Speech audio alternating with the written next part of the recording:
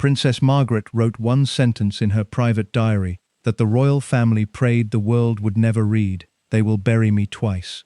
The entry has no date at the top, just that single line, pressed hard enough into the paper that it bled through to the next page. Margaret wrote it sometime in the early 1950s, in a private diary that was never meant to survive her. It did. And what it shows is not the version of Margaret that history settled on, not the wild socialite, not the tragic afterthought to her sister's crown. It shows a young woman who understood, long before anyone else did, that her life had already been written for her by people who would never have to live it. She was born on the 21st of August 1930 at Glamis Castle in Scotland, the second daughter of the Duke and Duchess of York. Nobody expected her to matter. Her father was not yet king. Her uncle, David, sat comfortably in line for the throne, and the York family were a minor branch of royal furniture, useful for photographs and little else. Margaret arrived into that obscurity, 4 years younger than her sister Elizabeth, and for a while, obscurity suited her. She could run through the gardens at Royal Lodge without a single camera finding her. She could be, simply, a child. That ended in December 1936. Her uncle abdicated. Her father became King George VI, and overnight, 6-year-old Margaret's sister stopped being a playmate and became something else entirely, an heir. The distinction sounds abstract to anyone who hasn't lived it, but inside a family, it reorders everything. Meals change, attention changes, the way servants bow, the way tutors speak, the way a mother looks at one daughter differently than the other. All of it shifts, and a child notices, even when no one explains why. Margaret noticed. In one diary fragment from years later, she wrote about watching Elizabeth being prepared for a constitutional lesson while she herself was sent to practice piano. I asked why I couldn't learn what she was learning. I was told it wouldn't be necessary for me. The word necessary appears again and again in Margaret's private writing, almost like a wound she kept touching. If you're enjoying this story so far, don't forget to hit the like button and subscribe. Drop a comment telling me where in the world you're watching from. I love hearing from you. Elizabeth was necessary. Margaret was not. And a child who is told, however gently, that she is not necessary to the machinery of her own family, does not forget it. She builds a personality around it instead. By the time she was a teenager, that personality had a name in the press: vivacious, mischievous, the spare with sparkle. It was a flattering cage, but it was still a cage. Margaret was witty, because wit was the only currency she was permitted to spend freely. She could not inherit power. She could not shape policy. She could make a room laugh, and so she did, relentlessly, because it was the one form of influence nobody could take away from her. Her father died in February 1952. She was 21. The diary entries from that period are fragmented, some of them barely legible, as though written in the dark or in a moving car. One line, though, survives clearly. Papa is gone, and I am still the same nothing I was yesterday. Only now, there is no one left who looked at me the way he did. George VI had, by most accounts, adored his younger daughter with a warmth he struggled to show elsewhere. His death did not just remove a father, it removed the one person in the palace who had ever made Margaret feel like she was more than a footnote to the succession. Elizabeth became queen. Margaret became something the institution had no real name for, a sister to the sovereign, expected to serve, expected to smile, expected to want for nothing, while quietly wanting for everything that mattered. It was in the year following her father's death that Margaret fell in love for the first time, in a way that the diaries treat as unmistakably real, rather than performed. His name was Peter Townsend. He was a decorated RAF group captain, a war hero who had flown in the Battle of Britain, and he had served as equerry to her father for years. Margaret had grown up around him. He was 16 years older, married, and by 1952, freshly divorced. The kind of man a royal family in the 1950s regarded not as a romantic possibility, but as a category error. Margaret did not experience it as a category error. She experienced it, according to her own private account, as the first time anyone had looked at her without first calculating what she represented. "He speaks to me as though I am a person and not a problem to be solved," she wrote. It is a small sentence, almost offhand, but it says more about her life up to that point than any official biography ever managed to. The relationship became public knowledge in the worst possible way. A photographer captured Margaret picking a piece of fluff from Townsend's uniform at the Queen's coronation in June 1953, a gesture so ordinary it would have meant nothing between two strangers. Between a princess and a divorced commoner, it meant everything to the newspapers, and within days the story had detonated across the world. What followed was not really a love story. It was a negotiation, conducted entirely by men who were not in love with each other, about the fate of two people who were. The Church of England, at the time, did not recognize divorce. As titular head of that church, the young queen faced a genuine institutional crisis if her own sister married a divorced man. The cabinet weighed in. The Prime Minister weighed in.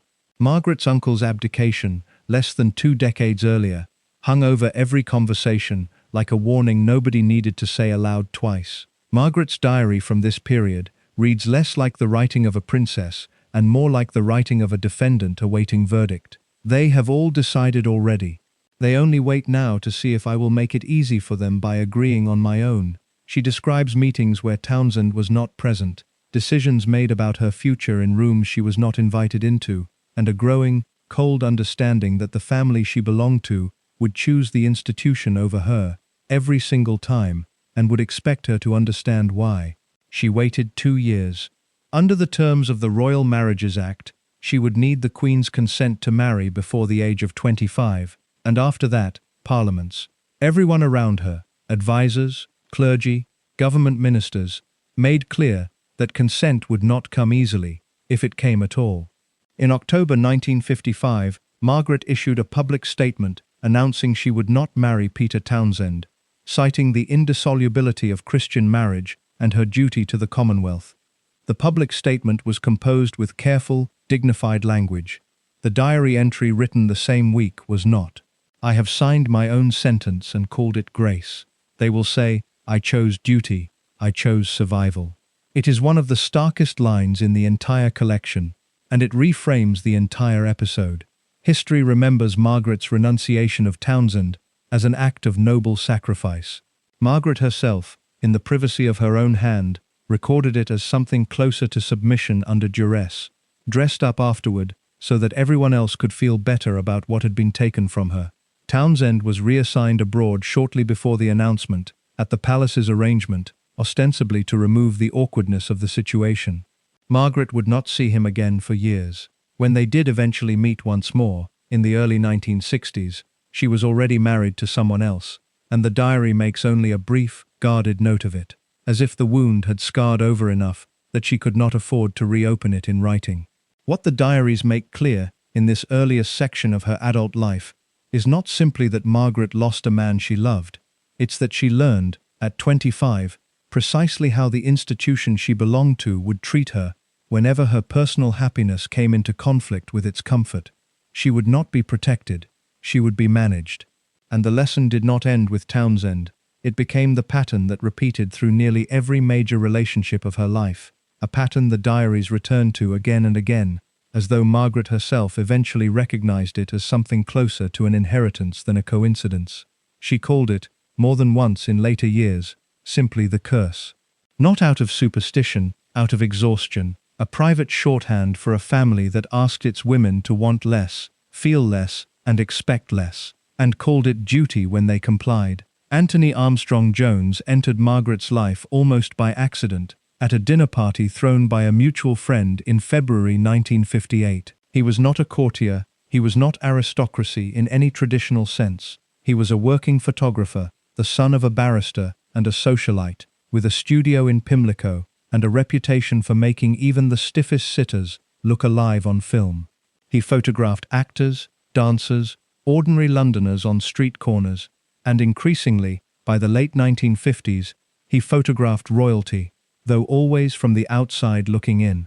Margaret had spent nearly 3 years since the Townsend renunciation being watched for cracks. The press wanted to know if she had recovered, if she had moved on, if the sacrifice had settled into contentment the way the official statement promised it would. Her diary from this period suggests the opposite. "I perform recovery, the way one performs a curtsy, correctly and without feeling. She attended parties. She was photographed laughing. None of it, according to her own account, reached whatever part of her Townsend had touched. Armstrong-Jones was different from the start, and not because he offered the same thing Townsend had. He offered something almost opposite. Townsend had been steady, older, safe in every way except the one that mattered to the institution. Armstrong-Jones was chaotic, bohemian, entirely outside the world Margaret had spent her whole life inside. He arrived at their early meetings without deference. He did not treat her like a problem requiring careful handling, and he did not treat her like a princess requiring careful reverence either. He teased her. The diary records this with something close to disbelief. He laughed at something I said, before he remembered he was meant to be impressed by me instead. Their courtship unfolded largely in private, away from the press, in a way Margaret had never managed with Townsend. Armstrong-Jones took her to his studio at night, introduced her to a circle of artists and photographers who had no interest in bowing, and for a period of months, Margaret experienced something she describes in the diary as freedom, though she catches herself using the word and corrects it in the same entry. Freedom is the wrong word. I was still watched. I simply enjoyed, for once, choosing what they watched. There is a tension running through the diary entries of 1958 and 1959 that later biographers missed entirely, because they did not have access to them. On the surface, Margaret's relationship with Armstrong-Jones reads as a rebound, a distraction, proof that she had moved past Townsend. Underneath, in her own words, it reads as something closer to a calculated decision. She was 29. She understood, better than anyone, what the institution would and would not permit. Armstrong-Jones was unconventional, but he was not divorced, not married, not a category error in the way Townsend had been. He was safe enough to be allowed, and different enough to feel like an escape. I do not know if I love him, or if I love that he is not them, she wrote in one entry, that has since become one of the most quoted lines in the entire collection, though at the time she wrote it, she meant it only for herself. The ambiguity in that sentence is the entire relationship in miniature. It never fully resolves, not in the diary, not in the marriage that followed. They became engaged in February 1960, and the announcement was made public that same month. The press greeted it with the kind of unrestrained enthusiasm that had been entirely absent from the Townsend affair. Here was a fresh, glamorous, thoroughly modern royal romance, a princess marrying a commoner, not out of scandal, but out of genuine choice, at a moment when the monarchy badly needed a story about renewal rather than restriction. Newspapers ran the engagement photographs for days. The public, largely, adored it. Margaret's diary during the engagement period shows a woman aware of the performance even as she participates in it. They are so relieved. I can see it in every headline. They needed me to want something they could approve of, and I have finally obliged them.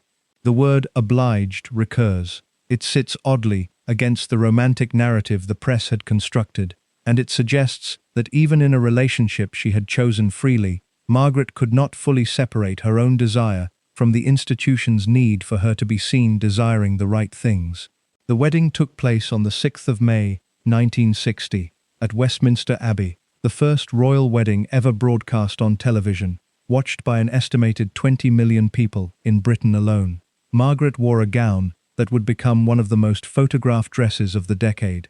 Armstrong-Jones was given the title Earl of Snowdon shortly before their first son was born. On paper, it was a triumph. The girl who had been denied her first love had found a second one, publicly, joyfully, with the full blessing of the family that had refused her before. The diary entry for the wedding day itself is uncharacteristically short. Most entries from significant events run several paragraphs. This one is 4 lines. Everyone wept. I did not know if they wept for me or for the story they had decided I was living. I did not correct them. It is one of the more devastating passages in the entire archive, not because of what it says outright, but because of what it declines to say. Margaret does not describe her own feelings on her wedding day. She describes everyone else's, and her own silence inside that description speaks louder than any confession would have. Married life began at Kensington Palace, in an apartment renovated to Armstrong-Jones's specifications, filled with the kind of contemporary design that felt daringly modern against the backdrop of royal tradition. For a while, The marriage genuinely worked. Their son, David, was born in November 1961, followed by their daughter, Sarah, in 1964.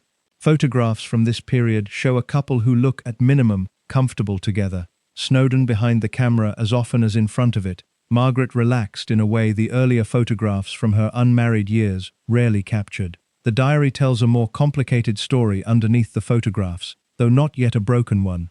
Margaret's entries from the early 1960s describe a husband who was frequently absent, consumed by his own photography assignments, traveling for work in a way that royal husbands traditionally had not. He disappears into his camera the way I once disappeared into obligation. I wonder sometimes if we married each other's escape and called it love. The line is striking not for its bitterness, which is mild, but for its clarity. Margaret, even in the early years of what looked from the outside like a fairy tale, was already diagnosing the marriage with an honesty she rarely permitted herself in public. Snowdon's career flourished throughout the marriage, in ways that quietly complicated the royal hierarchy Margaret had spent her entire life navigating. He was talented, ambitious, and increasingly unwilling to be treated as an accessory to his wife's status. He took commissions that kept him away for weeks. He resented, according to several accounts corroborated in Margaret's own writing, being introduced at events as her husband first and a photographer second. He wants to be known for what he makes, not for who he married. I understand this more than he thinks I do. I have spent my whole life being known only for who I was born as. It is one of the rare moments in the diaries where Margaret extends genuine empathy towards Snowdon rather than grievance, recognizing in his frustration an echo of her own lifelong complaint. By the mid-1960s, the entries begin to shift in tone. The early curiosity and cautious hope of the courtship years gives way to something flatter, more exhausted. Margaret describes evenings spent alone at Kensington Palace while Snowdon worked abroad, describes a marriage that had begun to run on schedules and appearances rather than affection. We are exceptionally good at being photographed together. I am no longer certain we are good at anything else. There is no single event in this period that the diary points to as the marriage's turning point. It reads instead like erosion, small absences accumulating, small resentments compounding. Two people who had married each other partly as an escape from other pressures, gradually discovering that escape and compatibility are not the same thing. Margaret's entries from 1965 and 1966 mention Snowdon's temper with increasing frequency, describing arguments that she characterizes, carefully, as disproportionate to their causes. She does not elaborate much further in these years, as though she is not yet ready to name what she is observing, or perhaps as though she still believes it might correct itself. What the diaries make unmistakable, reading forward from this point, is that Margaret entered her marriage carrying the same unresolved lesson Townsend had taught her, that her own wants would always be secondary to what the institution, or in this case her own household, required of her. She had married a man who offered escape from one form of confinement and had begun, within a handful of years, to sense the outline of another. The curse she had named privately after Townsend had not vanished. It had simply changed shape, moved into her own home, and waited. The house on Mystique was Margaret's idea, before it was anyone else's convenience. She had visited the small Caribbean island first in 1960, as a wedding gift from a friend, Colin Tennant, who owned much of it outright and had a habit of giving away plots of land the way other men gave away bottles of wine. Margaret returned again and again through the decade, and by 1968 she owned 10 acres of it herself, a gift she accepted without asking too many questions about what accepting it would eventually cost her in newsprint. The house that was built there, Les Jolies Eaux, became something closer to a second identity than a holiday home. Margaret described it in her diary, with a warmth she rarely extended to Kensington Palace. Here I do not have to remember which version of myself is required. The sun does not care. It is a rare, unguarded sentence, and it tells you almost everything about what London had come to feel like by the late 1960s. Not a home, but a stage, with the curtain permanently up. Snowdon came to Mystique less and less. His assignments took him to Africa, to America, to wherever a magazine needed a photographer willing to travel further and stay longer than most. Margaret's diary from 1967 records the absences with a bluntness that had sharpened since the softer disappointments of a few years earlier. 3 weeks now, he telephones on Sundays, when it is convenient for him, and I am expected to be grateful for the call. The word expected does considerable work in that sentence. It places the obligation on her, not him, which is precisely how she experienced it. By this point, the marriage had settled into an arrangement that outsiders, including most of the press, still read as functional. Photographs continued to show a handsome couple at official events, Snowdon, in formal dress, standing a half step behind his wife, Margaret smiling, with the particular brightness she had learned to produce on command since childhood. The diary behind those photographs tells a different story, one of two people occupying the same title without occupying much of the same life. We attend the same dinners and leave in the same car. I am not sure that is a marriage. I think it may be a schedule. Snowdon's infidelities, when Margaret first records suspecting them, are handled in the diary with a control that borders on clinical. She does not rage, she observes. There was a woman's handwriting on a note in his coat. I did not ask who she was. I already knew the answer would not change anything I intend to do about it. The resignation in that line matters more than the discovery itself. Margaret had, by her early 40s, developed a defense against betrayal that looked less like forgiveness and more like exhaustion, a sense that confronting the problem would require an emotional investment she no longer had available. Her own conduct during these years has been the subject of considerable public speculation for decades, most of it built on tabloid fragments rather than anything Margaret herself confirmed. The diaries do not resolve every rumor, and this account will not pretend otherwise.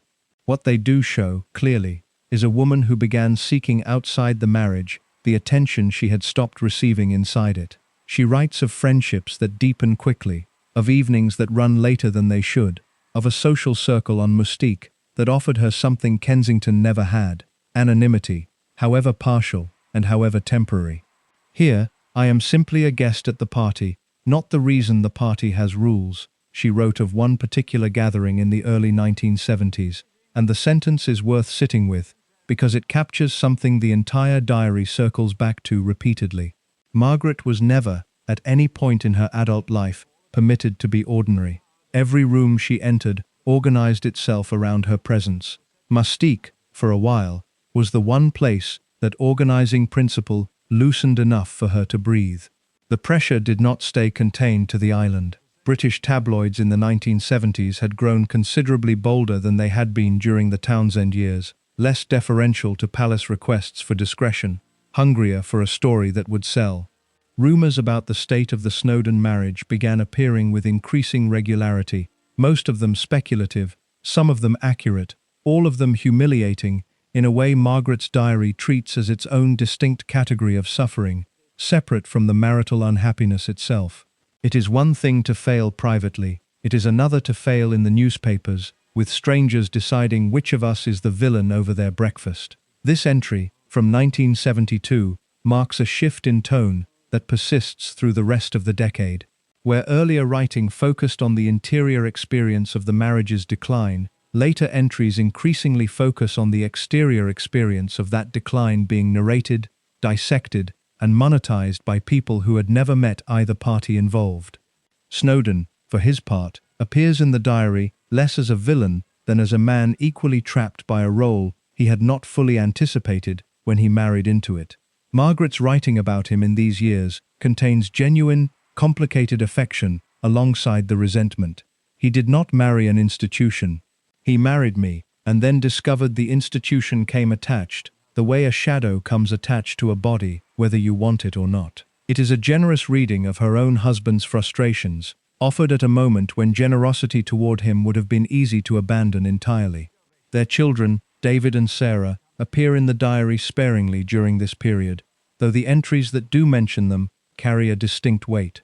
Margaret worries, more than once, about what the children absorb from a household organized around two parents who are rarely in the same room by choice. They are polite to each other in front of the children, which is not the same as being kind, and I fear the children can tell the difference, even if they cannot name it. The observation is unusually self-aware for a woman writing in the middle of her own crisis, and it suggests Margaret understood the cost of the marriage's failure extended beyond the two people inside it.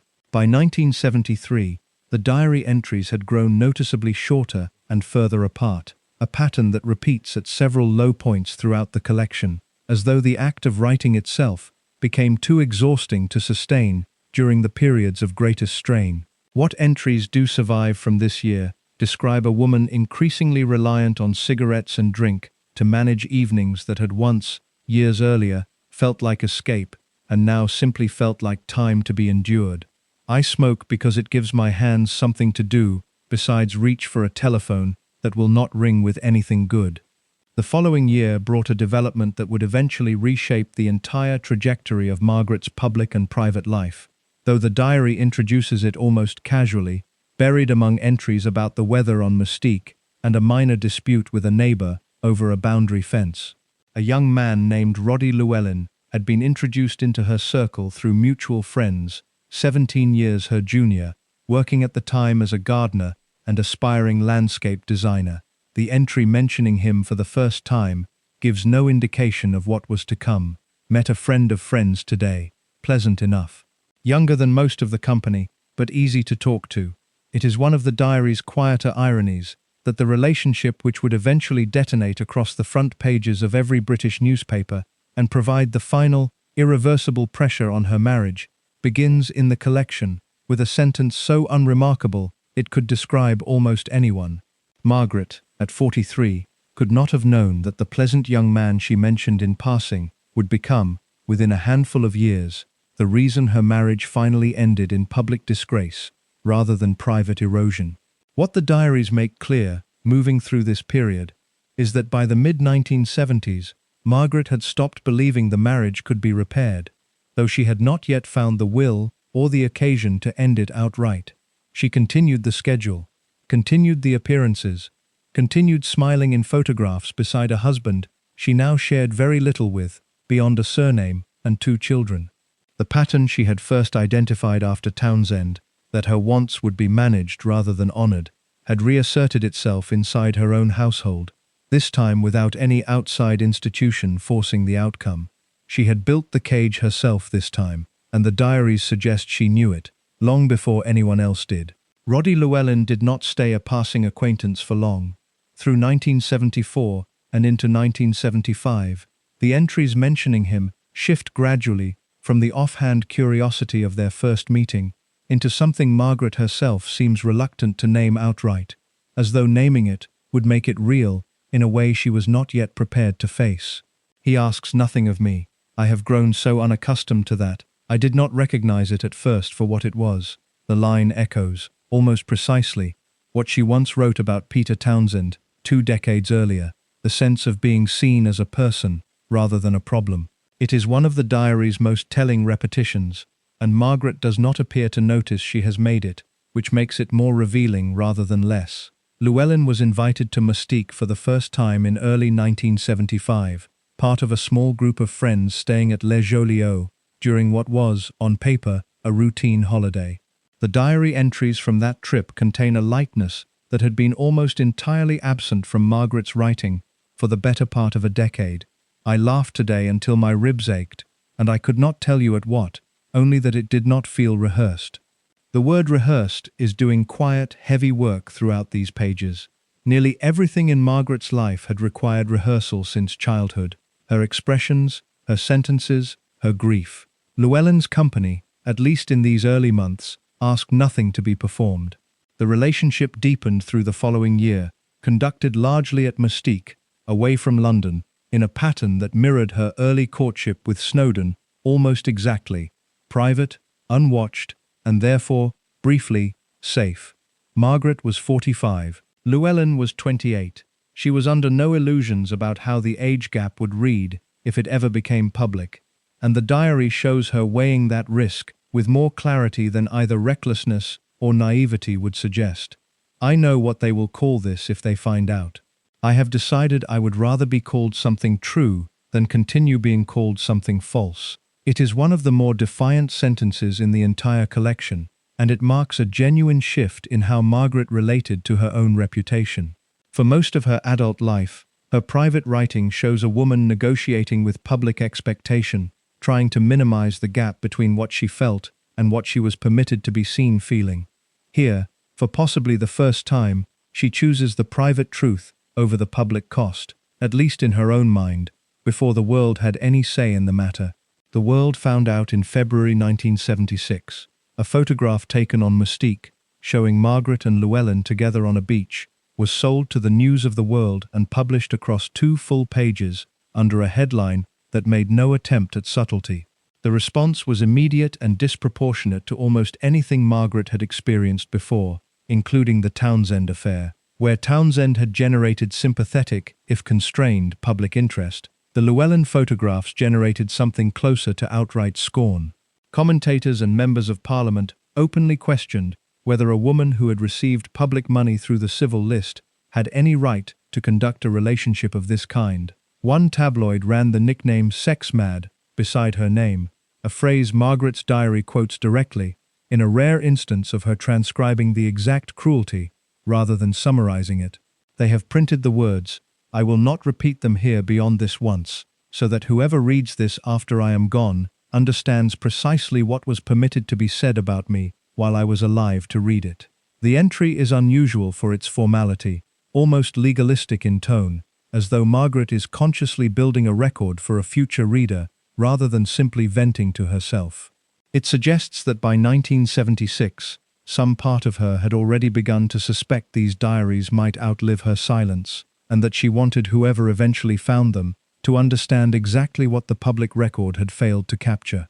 Snowdon's response to the scandal, according to the diary, was not outrage so much as relief disguised as outrage, a convenient, publicly defensible reason to finally end a marriage that had been hollow for years. He is angrier in front of the staff than he was in private.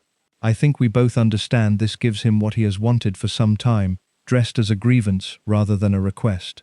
The observation is sharp and characteristically unsentimental. Margaret does not accuse Snowdon of manufacturing the crisis, but she does not credit him with genuine heartbreak either. By her own account, the marriage had been effectively over for years. The Llewellyn photograph simply provided a headline both parties could point to.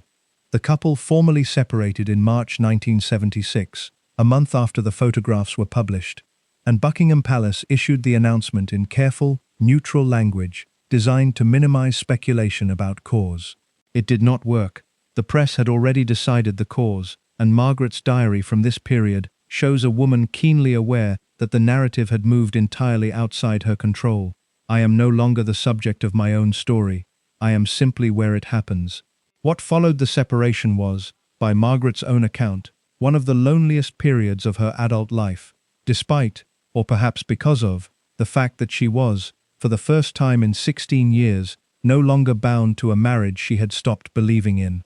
The relationship with Llewellyn continued for several years afterward, though the diary suggests it never fully recovered the unguarded lightness of its early months once the tabloids had claimed it as public property. "Every time we are photographed now, I watch him flinch before the flash even goes off. I have flinched at cameras my whole life. I did not want to teach him how." There is real grief in that line, not for the marriage that had ended, but for a relationship she had hoped might exist outside the reach of the same forces that had shaped every other attachment of her adult life, and increasingly did not. Margaret's mother, Queen Elizabeth, the Queen Mother, and her sister, the Queen, maintained public support throughout the separation, at least in official terms, though the diary records a more complicated private dynamic. "Mummy says the right things. I have learned the difference, over 50 years, between the things she says and the things she believes. I do not think she believes I have been wronged. I think she believes I have been careless, and that carelessness of this kind is its own kind of wrong." The entry captures, in a single sharp observation, the persistent gap between institutional sympathy and personal judgment that Margaret had navigated her entire life within her own family. Support offered publicly, reservation withheld privately, and Margaret left, as always, to infer the difference on her own. By 1977, the year of the Queen's Silver Jubilee, Margaret found herself in the strange position of participating in a national celebration of her sister's reign, while her own marriage collapsed in the background pages of the same newspapers covering the festivities. The diary entries from the Jubilee celebrations are notably brief and detached, focused almost entirely on logistics and appearances rather than reflection, as though Margaret had temporarily suspended the diary's usual candor to survive a year that demanded she perform unity for the cameras while living through the opposite in private. Everyone waves, I wave. It is easier than it sounds, once you have done it enough times to stop thinking about it. The formal divorce came in 1978, making Margaret the first member of the immediate royal family to divorce since Henry VI's sister Margaret Tudor, 4.5 centuries earlier, a distinction the press repeated endlessly, as though the historical weight of the comparison somehow explained or excused the intensity of the coverage that followed. The diary entry marking the divorce's finalization is neither triumphant nor devastated. It reads, instead, like an exhausted accounting. It is done. 16 years, and it required one photograph to end what should have ended, in truth, many years before that photograph existed. What the Llewellyn scandal and the divorce that followed reveal most clearly, reading through the diaries in sequence, is the specific cruelty of Margaret's position within the institution she had spent her entire life serving. She had married, in part, to escape one form of confinement, only to discover the marriage itself became another.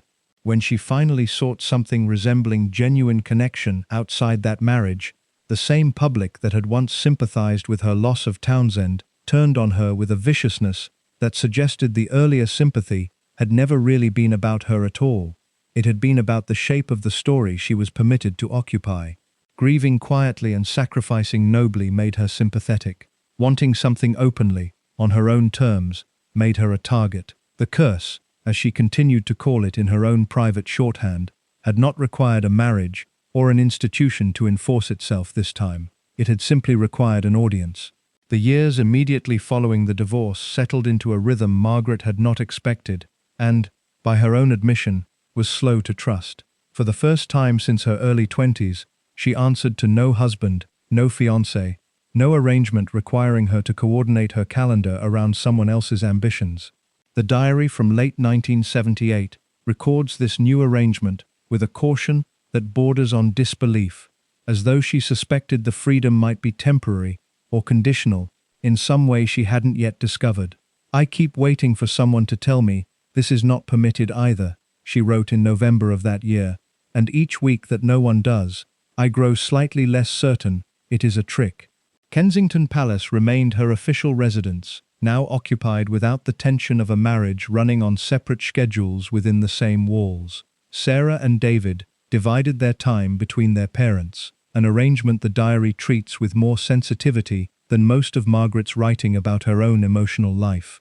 She worried, repeatedly, about whether the children understood the divorce as a resolution or as further proof that adults in their family simply stopped trying when things became difficult. David asked me once if Papa and I had failed. I told him marriages do not fail the way exams fail. I am not certain I believed myself as I said it. Roddy Llewellyn remained a presence in her life through this period, though the diary's tone toward the relationship shifts noticeably once the initial scandal had faded from front pages and settled into something closer to background tabloid noise. Where the early mystique entries burned with a kind of relief at being seen without artifice, the later entries carry the fatigue of two people who had been made into a punchline before they had been given the chance to simply exist as a couple. We are permitted to be together now, in the sense that no one prints a headline about it anymore, she wrote in 1979. I am not sure that is the same as being permitted to be happy about it. The permission arrived several years too late and slightly damaged in transit. The relationship continued, on and off, into the early 1980s, eventually ending not through any single dramatic rupture, but through the same gradual erosion that had characterized the final years of her marriage. Llewellyn, 20 years her junior, eventually pursued the kind of ordinary domestic life, marriage, children, that had never been fully available to Margaret in the way it was to him. The diary registers this ending with something closer to weary acceptance than heartbreak. He will have the life I could not offer him. I find, to my own surprise, that I am glad of it rather than bitter. Perhaps I have finally learned the difference between loving someone and needing them to remain exactly as they were when I needed them most. It is one of the more mature passages in the entire archive, and it marks a shift in Margaret's private voice that becomes more pronounced through the 1980s. The anger and raw grief that defined the Townsend years and the sharper, more clinical resentment that characterized the Snowdon marriage give way, gradually, to something quieter. Not resignation exactly, but a kind of settled clarity about who she was and what her life had actually contained, stripped of the fantasies she had once measured it against. This period also marks the diary's first sustained attention to her own health, a subject that would come to dominate the final chapters of the collection with increasing weight.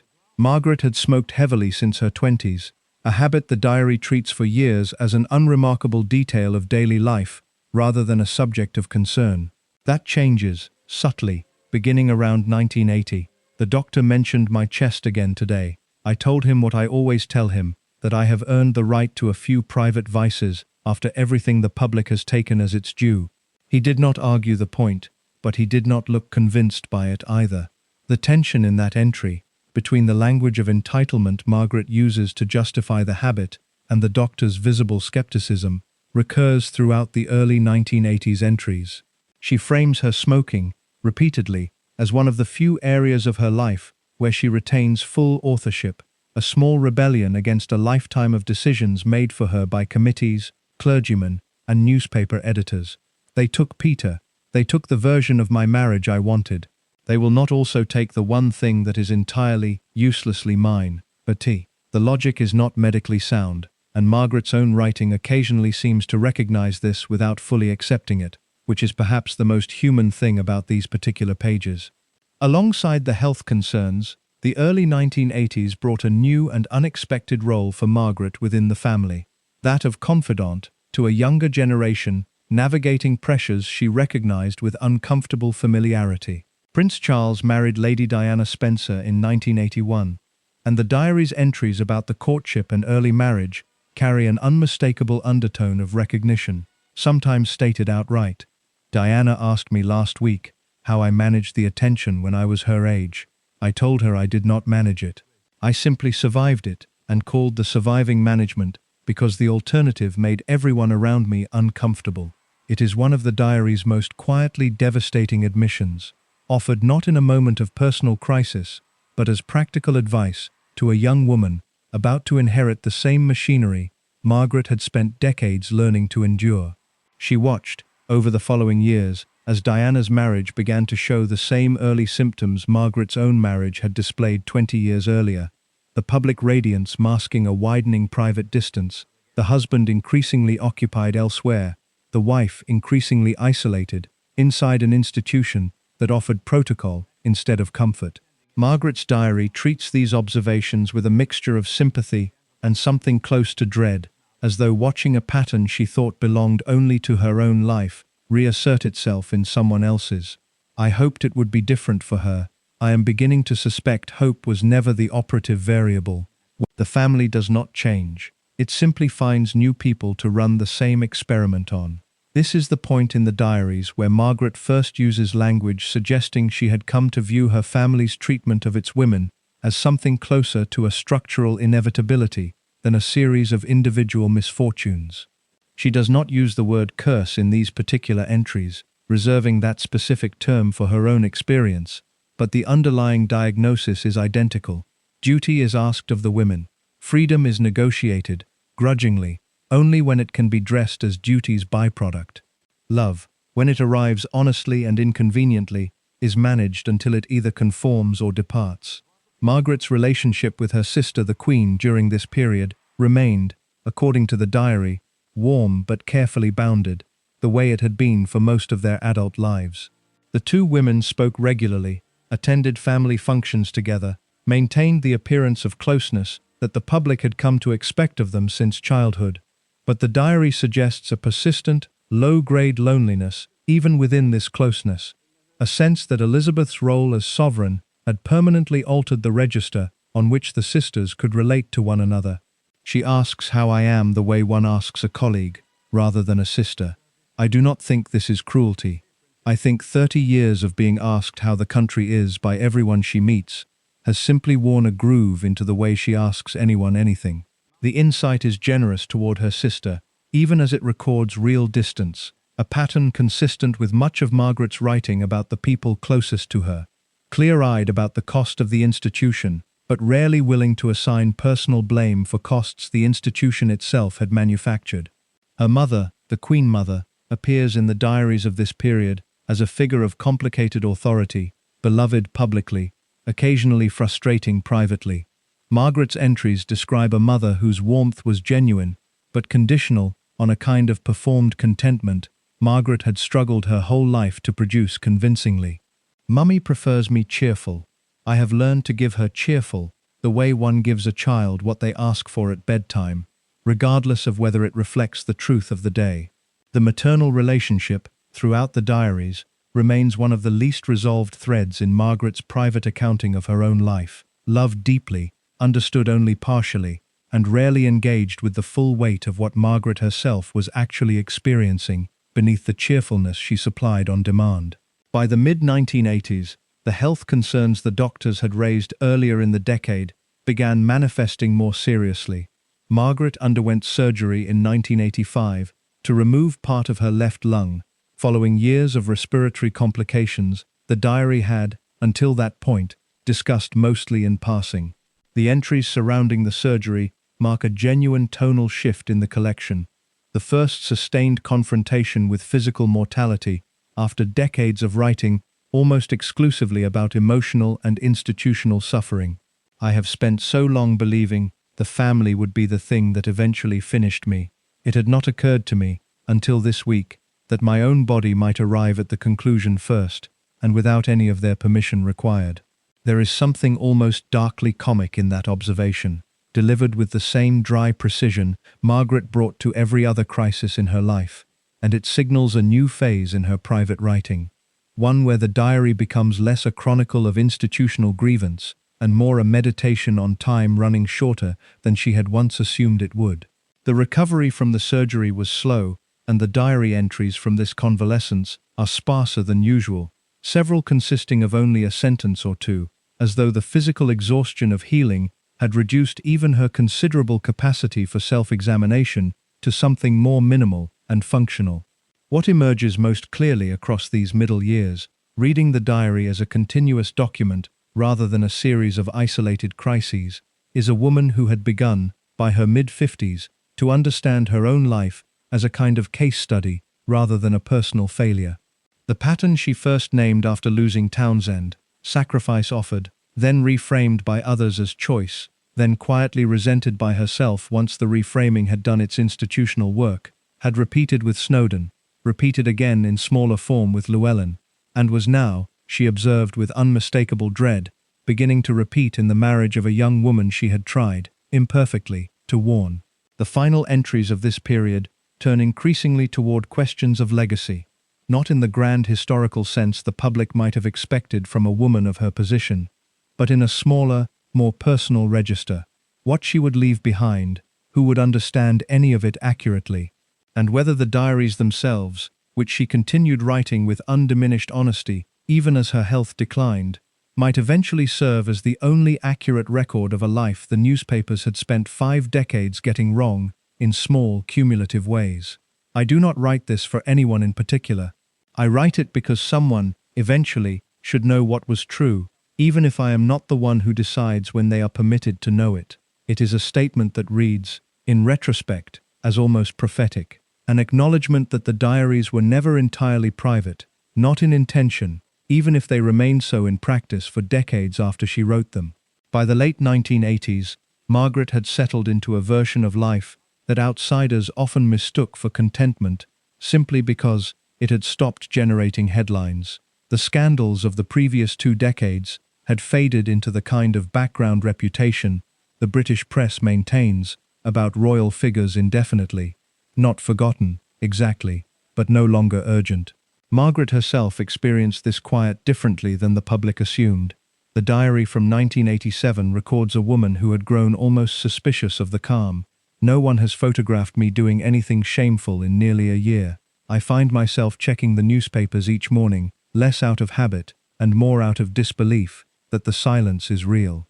The silence, when examined closely in her private writing, was not peace so much as a narrowing of scope. Margaret's public duties continued at a steady pace: patronages, hospital visits, ribbon cuttings for buildings she would sometimes admit, only to the diary, she had no genuine interest in. "I opened a wing of a hospital today. I could not tell you what the wing treats. I said the right sentences. I have said so many right sentences over so many decades that I sometimes wonder if there is a version of me underneath them, or if the sentences simply became the woman at some point, without my noticing the transition." It is one of the starker admissions in the entire collection, suggesting that by her late 50s, Margaret had begun to question not just what the institution had cost her, but whether enough of an independent self remained beneath the performance to meaningfully register the cost anymore. Her friendships, during this period, took on an outsized importance the diary registers with real tenderness, a contrast to the guarded, analytical tone she brought to family relationships. She maintained a close circle that included performers, writers, and society figures who treated her, by her own account, with an ease the royal family itself rarely managed. "They laugh at the right things, and do not flinch when I laugh at the wrong ones. I do not know why this is so difficult for people who have known me since birth, and so effortless for people who have known me 20 years less." The observation carries a quiet grief beneath its wry surface, a recognition that proximity to her family had never guaranteed intimacy, and that intimacy, when she found it, arrived almost exclusively from people outside the institution that had shaped her entire life. Mustique remained her refuge through these years, though the diary suggests the island's meaning had shifted subtly since the Llewellyn scandal had exposed it to the same press scrutiny she had once escaped there. It is no longer the place no one watches. It is simply the place they watch less often, and I have learned to be grateful for the difference, since gratitude for lesser degrees of intrusion is apparently what remains available to me at this point in my life. The sentence captures something essential about Margaret's evolving relationship with privacy itself. Not a belief that it could be restored, but a recalibration of expectation, learning to value diminished versions of things she had once assumed were simply hers by right. It was during a visit to Mustique in the late 1980s that Margaret suffered what she described in her diary, only obliquely, as "an evening I do not wish to revisit in detail," an incident later understood, through outside accounts rather than the diary's own restraint, to involve a serious bout of pneumonia that required urgent medical attention on the island before she could be safely moved. The entries surrounding this period are notably thin, several consisting of nothing but a date and a handful of words, as though the physical crisis had temporarily overwhelmed her capacity or willingness to document it. When the writing resumes in fuller form weeks later, the tone has shifted again, this time toward something closer to fatalism than the dry humor that had carried her through most of the decade. "I keep surviving things I assumed, privately, might finally be the end of it. I am beginning to suspect my body has decided to be as stubborn about this as I have been about everything else."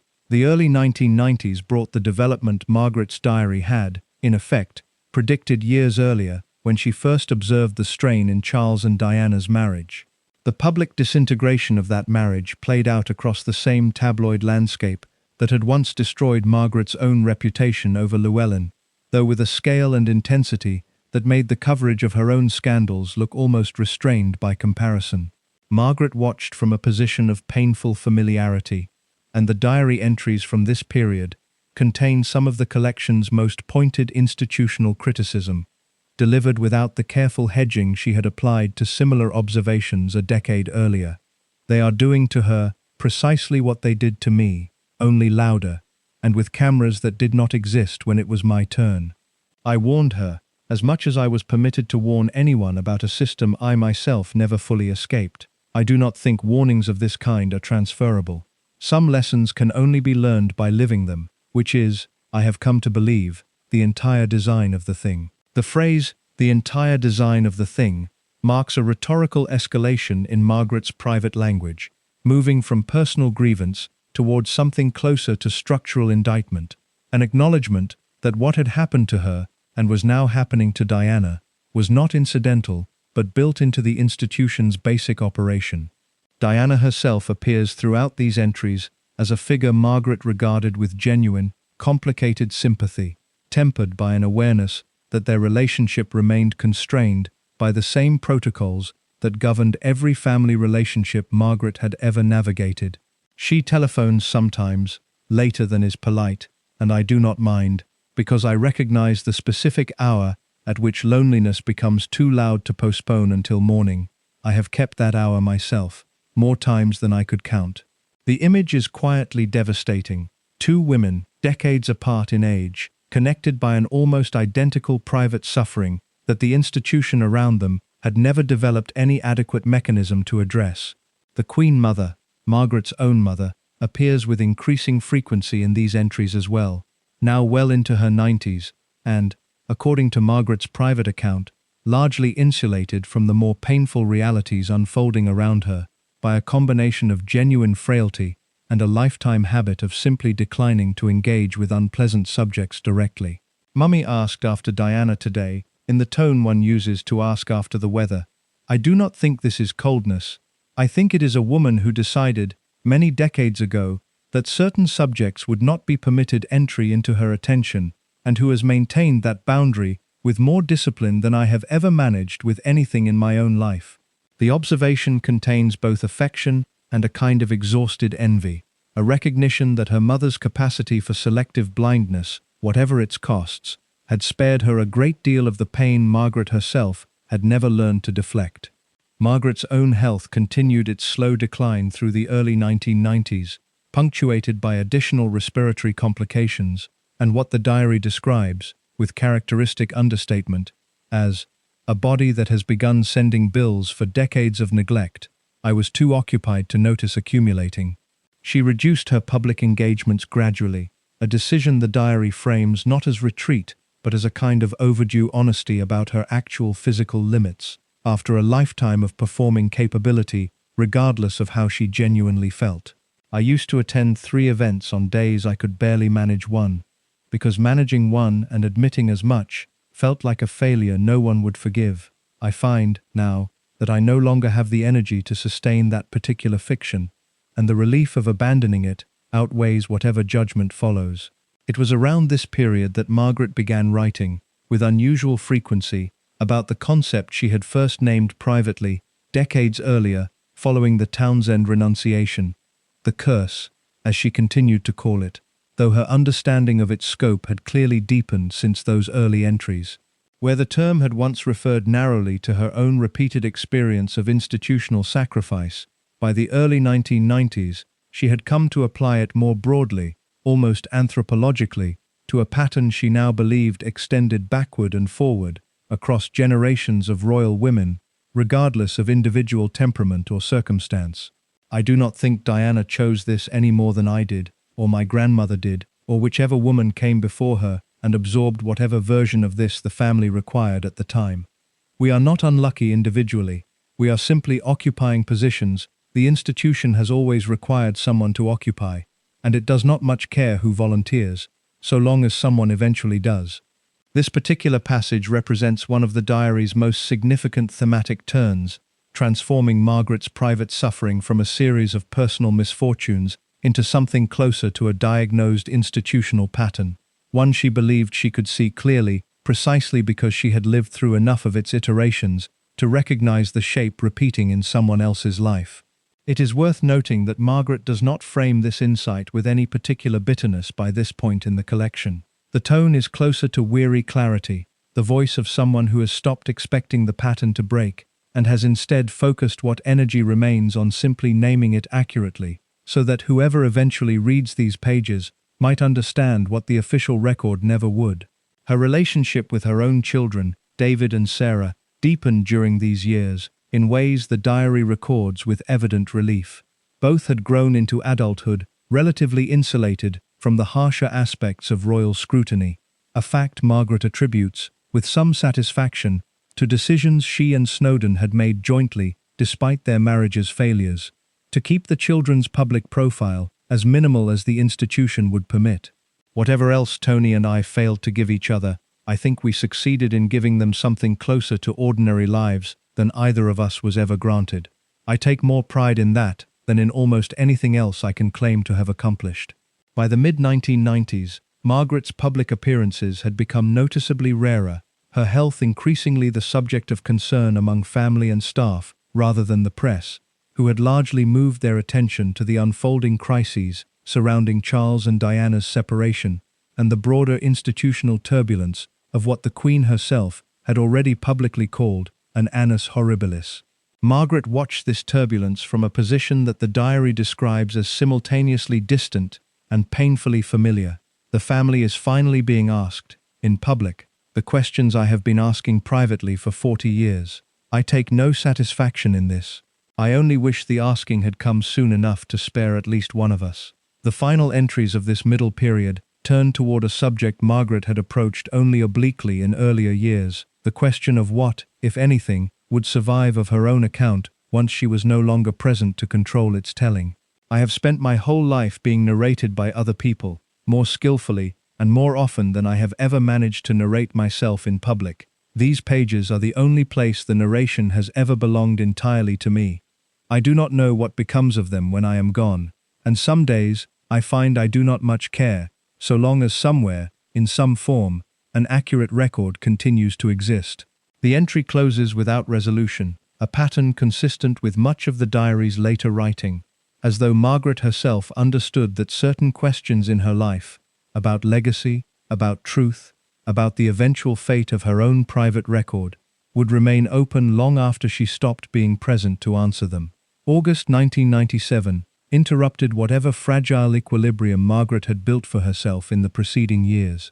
Diana died in a car crash in Paris in the early hours of the 31st, and the diary entry Margaret wrote in the days that followed is unlike almost anything else in the collection, not because of its length, which is modest, but because of the specific quality of its grief, distinct from the institutional anger that characterizes so much of her earlier writing.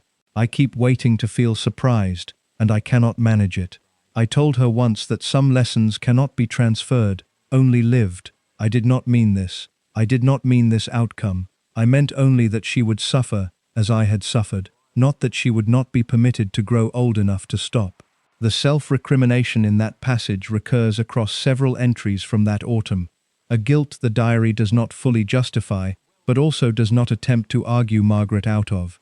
She had recognized the pattern in Diana's marriage years earlier, and had said as much, privately, to Diana herself on more than one occasion.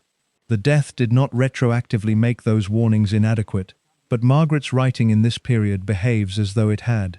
Perhaps if I had said more, or said it more plainly, or said it to someone with the authority to change something, rather than merely observe it. I have spent so long believing my role in this family was to notice things. I am only now understanding how little noticing accomplishes when the noticing is never converted into action. The public mourning that followed Diana's death placed extraordinary strain on the entire royal family, and Margaret's diary records the period with the particular exhaustion of a woman watching an institution she had spent decades criticizing, suddenly, belatedly, face public criticism of its own. She observed the Queen's initial silence, the delayed return from Balmoral, the eventual flag lowered at half-mast over Buckingham Palace, only after days of mounting pressure, and her private commentary carries none of the defensive family loyalty the public might have expected. They have finally been asked to behave like the human beings they insist they are between engagements, and I confess I find some of their discomfort almost satisfying, though I am ashamed to write that beside genuine grief for a young woman who deserved better from all of us, myself included, Margaret's own health, already fragile before Diana's death, appeared to decline more sharply in the months following it. Though the diary does not draw an explicit causal line between the two, what it does record, with increasing frequency through late 1997 and into 1998, is a woman contending with symptoms she had previously managed to minimize or postpone acknowledging. My left hand did not cooperate this morning when I attempted to hold a teacup. It resumed cooperating within the hour, and I have decided not to mention this to anyone, on the theory that unmentioned problems occasionally resolve themselves through simple neglect. The diary's dark humor persists even here, though it sits uneasily beside what the entry is actually describing, an early, unacknowledged warning sign of the more serious event to come. That event arrived in January 1998, when Margaret suffered what was later confirmed as a mild stroke while on holiday at Mustique. The diary's account of the incident itself is characteristically restrained, written some days after the fact, once she had recovered sufficient strength and clarity to hold a pen. I lost the left side of my face for some hours, in the sense that it declined to move when instructed. The doctors here were kind and clearly frightened, which told me more about the severity of the situation than anything they said aloud. I am told I will recover most function. I have learned not to trust the word most when doctors use it, since it appears to mean whatever allows them to leave the room without further questions. The stroke marked a genuine turning point in the diary's remaining entries, both in frequency and in tone. Margaret wrote less often through 1998 and into 1999, and what she did write increasingly concerned itself with practical accommodations to a body that had begun, unmistakably, to fail her in ways she could no longer minimize through sheer will. She required assistance walking for a period following the stroke, a fact she recorded with evident humiliation. I have spent 70 years being watched by strangers who wished to see me falter. I did not expect the falter, when it finally arrived, to be quite so literal, or to require quite so much help simply crossing a room. Public appearances grew rarer still. The photographs from this period, when they exist at all, show a woman visibly changed from the vibrant figure of earlier decades. Thinner, more careful in her movements, occasionally photographed using a cane she had, once in healthier years, joked in her diary she would rather die than be seen with. I am now seen with the cane regularly, and I find, to my genuine surprise, that I have not died of the embarrassment I once assumed would accompany it.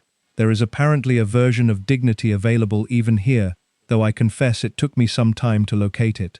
The diary from this period also returns, with renewed intensity, to the theme of legacy and record that had surfaced periodically throughout the 1990s.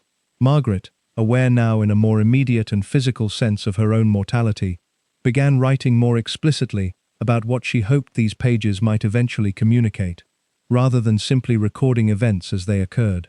I do not know how much longer I will be able to hold a pen steadily enough for this to remain legible.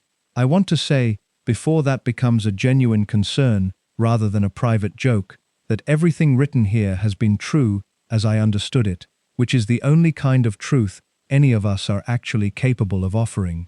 A second stroke followed in 2001, more severe than the first, leaving Margaret with significantly reduced mobility and, according to several entries, periods of confusion she found deeply distressing to record even in private. There were hours yesterday I cannot account for. I am told I spoke, and apparently coherently, though I retain no memory of what I said or to whom. I have spent my entire life being extraordinarily careful about what I permit myself to say aloud. The idea that I might now be saying things I cannot recall or control frightens me more than almost anything else that has happened to this body in the past several years.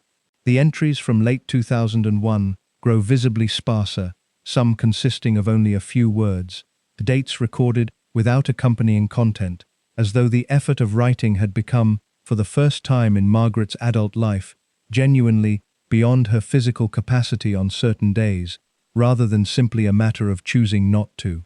When fuller entries do appear, they carry a valedictory quality, absent from even the most reflective writing of earlier decades. I have been, by most honest accounts, a difficult woman to love correctly, though I have never lacked for people willing to attempt it badly. I do not know if that is a fair summary of a life, or merely the summary available to me on a particular difficult afternoon. I suspect, in the end, both things can be true at once. Her mother, the Queen Mother, remained alive throughout this period, well past her 100th birthday, a fact Margaret's diary records, with a complicated mixture of tenderness and something closer to bewildered exhaustion. Mummy continues, seemingly by force of will alone, well past any point medicine would have predicted for her. I sometimes wonder if she has simply declined to acknowledge mortality the way she declined to acknowledge Diana's suffering, on the theory that sufficiently sustained inattention might eventually cause the inconvenient subject to lose interest and depart on its own. The dry wit persists even here, in one of the collection's final extended passages, evidence that whatever the strokes had taken from Margaret physically, they had not yet reached the particular sharpness of observation that had defined her private voice for 5 decades. The final months of 2001 and the opening weeks of 2002 brought further decline, documented in the diary, with decreasing frequency and increasing brevity. What remains of this period reads less like continuous narrative and more like fragments, single observations, brief notes to herself, occasional flashes of the humor and clarity that had characterized the earlier decades, interspersed with a growing acknowledgement that whatever remained of her life would not extend much further. The pattern she had first named after losing Townsend 50 years earlier, the pattern she had watched repeat in her own marriage and then again in Diana's, had not required a final dramatic confrontation to complete itself. It had simply worn her down, incrementally, across an entire lifetime, until the body itself became the last and most literal enforcer of a lesson the institution had been teaching her since childhood, that her wants, her health, her very capacity to remain upright and coherent, would always come second to the role she had been assigned before she was old enough to understand what the assignment would eventually cost. Margaret died on the 9th of February 2002 at King Edward VII's Hospital in London, following a further stroke that had left her in declining consciousness for several days beforehand. She was 71. The diary contains no entry from these final days, for reasons that require no explanation beyond the obvious. A woman who had lost significant motor function and, at times, clarity of mind, was in no condition to record anything at all. The last legible entry in the entire collection predates her death by roughly 6 weeks, and it concerns nothing more dramatic than a note about a visit from her son, David, and a passing comment about the winter light over Kensington Gardens. There is no grand final statement, no deathbed reckoning composed for posterity. The diary simply stops, the way most lives do, mid-sentence rather than at a satisfying conclusion.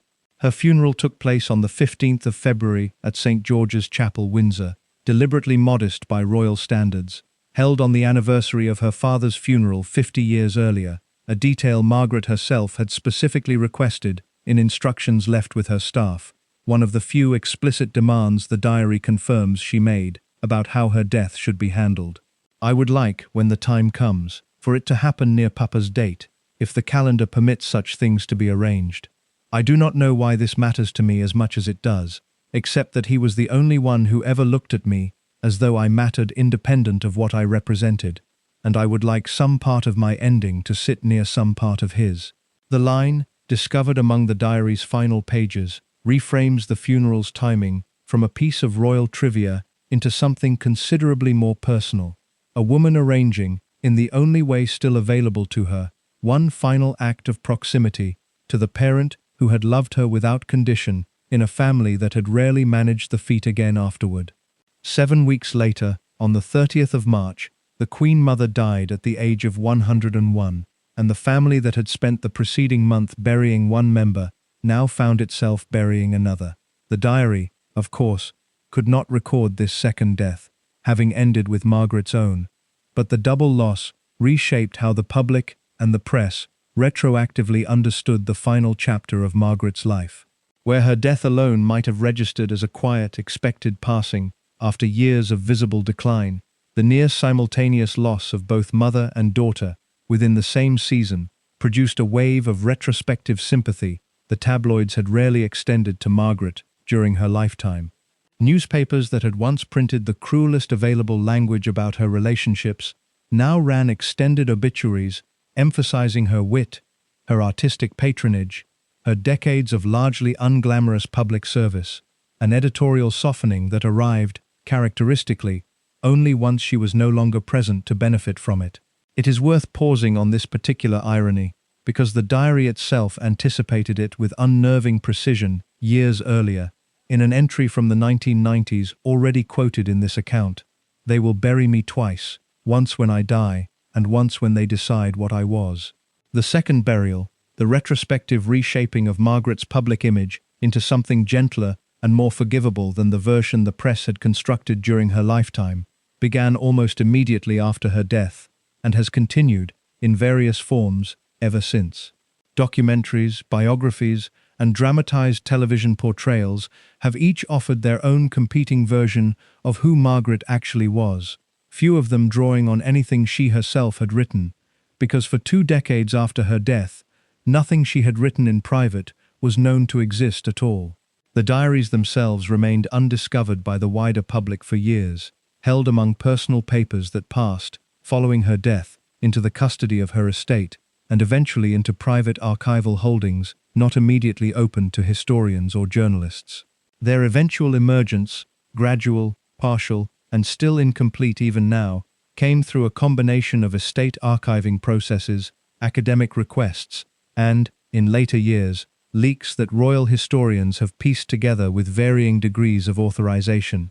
What makes the diaries significant is not simply that they existed, but that Margaret appears to have known, at some level, that they eventually would surface, and wrote accordingly in her final decades, less as private venting and more as testimony addressed to a reader she would never meet. If you're hooked on this story, make sure to subscribe and turn on notifications so you never miss an upload.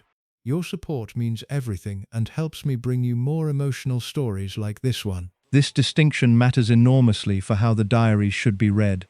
A private diary written purely for the author's own processing tends toward fragmentary, unguarded, sometimes contradictory record-keeping.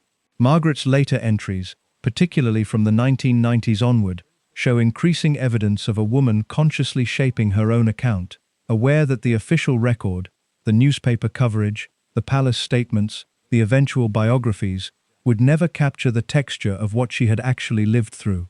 She was not simply recording her life.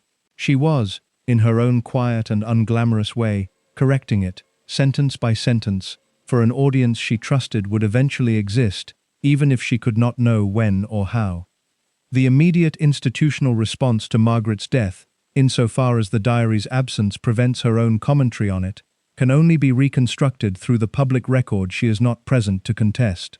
The Queen delivered no lengthy public statement beyond the customary expressions of grief, and the funeral proceeded with the restrained formality the family had settled into decades earlier, following the exhausting public reckonings of the 1990s.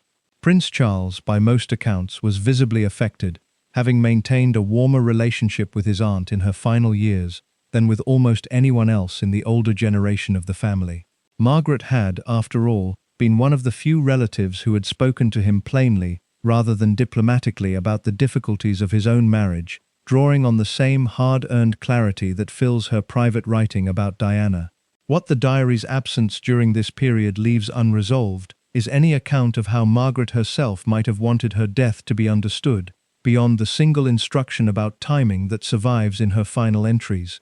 She had spent decades documenting, with unusual honesty, the gap between the institution's version of events and her own lived experience of them. Her death, ironically, is the one major event in her life she never got to narrate in her own words, leaving the task, for the first time in over 60 years of private writing, entirely to others. That absence is itself instructive, though, in a way that connects directly back to the thesis this account has followed from its opening pages. Margaret spent her entire life fighting to have her own account of events register alongside, or against, the institution's official version. In death, for the first time, she had no ability to intervene in that process at all. The family controlled the funeral's tone. The press controlled the initial obituaries.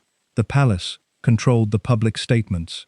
It was, in its own quiet way, the final and most literal enforcement of the pattern she had named the curse decades earlier, a woman's wants and self-authored narrative mattering less, in the moment that mattered most, than the institution's need to manage the story on its own terms, one final time, with no possibility of appeal. In the years following Margaret's death, the diaries that would eventually reshape public understanding of her life remained, for the most part, invisible to anyone outside a small circle of family and estate administrators. What emerged instead, in the immediate aftermath, was a wave of authorized and unauthorized biographies, each claiming some degree of insight into who Margaret had actually been, none of them drawing on her own unfiltered voice. The resulting portrait, assembled largely from staff recollections, society gossip, and archival photographs, tended to split along two familiar lines.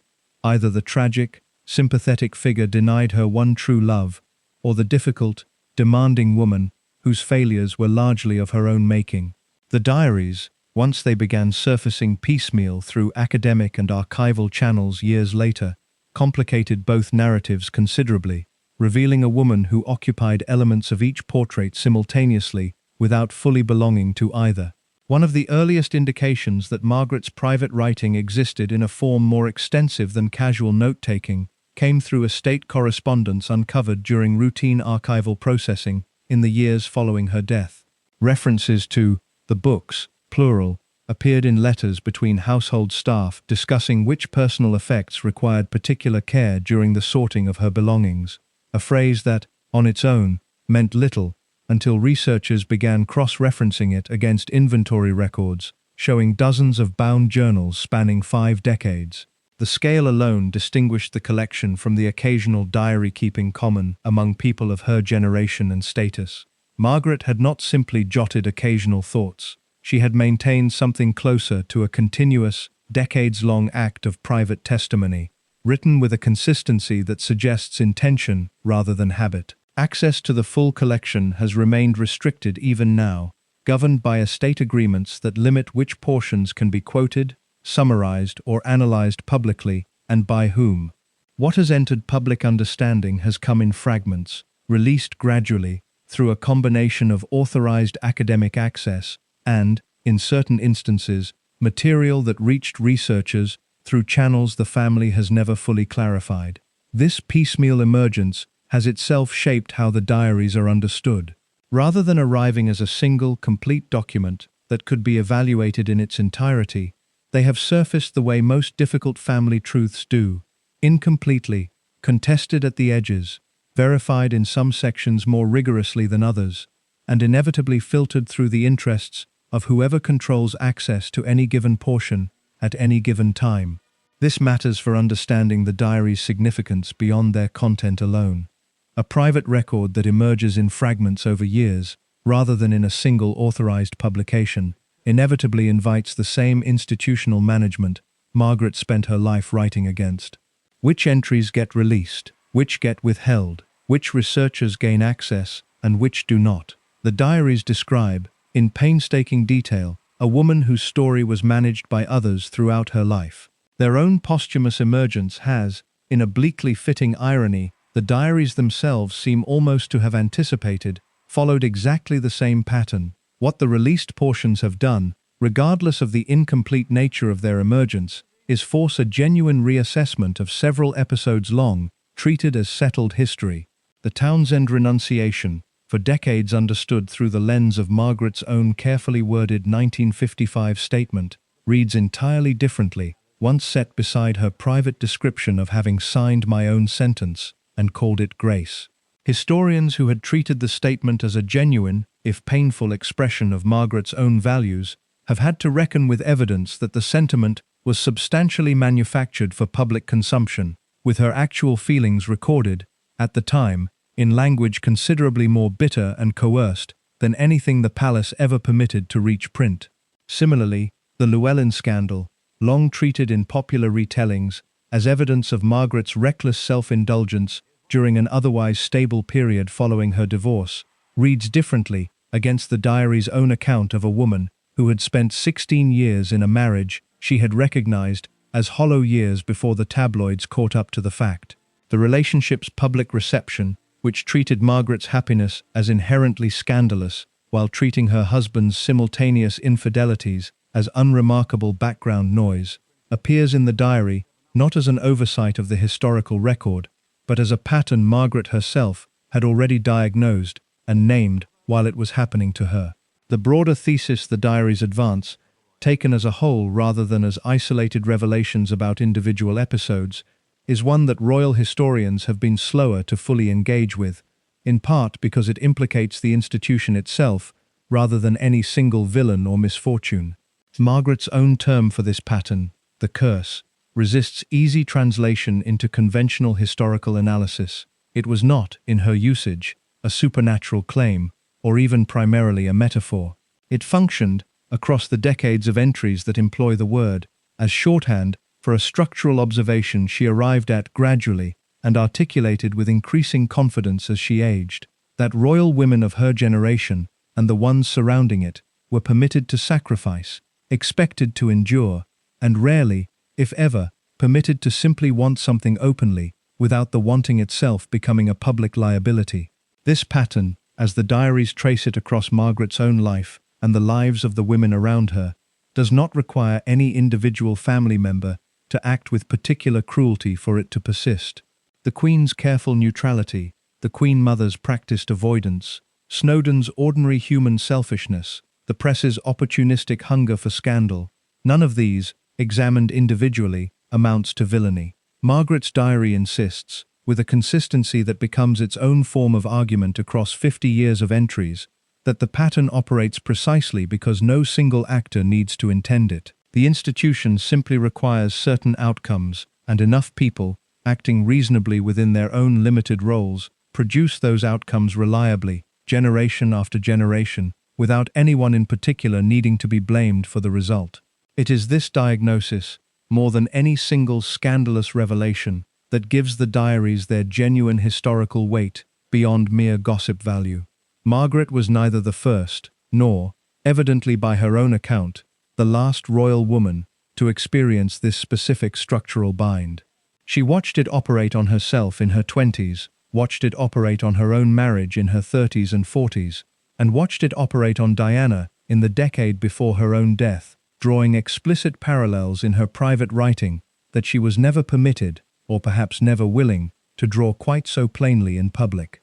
The question the diaries leave, deliberately or not, for whoever eventually reads them in full, is whether the pattern Margaret identified has meaningfully changed in the years since her death, or whether it has simply found new women to operate on, in forms updated for a different media landscape, but built on the same institutional logic. Margaret herself, writing in the final years of her life, seemed to believe the latter was more likely than the former. "The family does not change," she wrote, of her own fading hope that Diana's marriage might somehow escape the pattern she recognized too well. "It simply finds new people to run the same experiment on." Whether that observation applies only to the specific generation she witnessed, or extends further forward than she could have anticipated, remains a question the diaries themselves cannot answer, having ended, as all such records eventually do, before the story they describe had finished playing itself out. The question of authenticity has followed the diaries since the first fragments began circulating among researchers, and it deserves direct address here rather than passing mention, because the credibility of everything discussed in this account depends on it. Handwriting analysis conducted by archivists familiar with Margaret's correspondence has matched the diary pages against decades of verified letters, official documents, and personal notes held in institutional collections.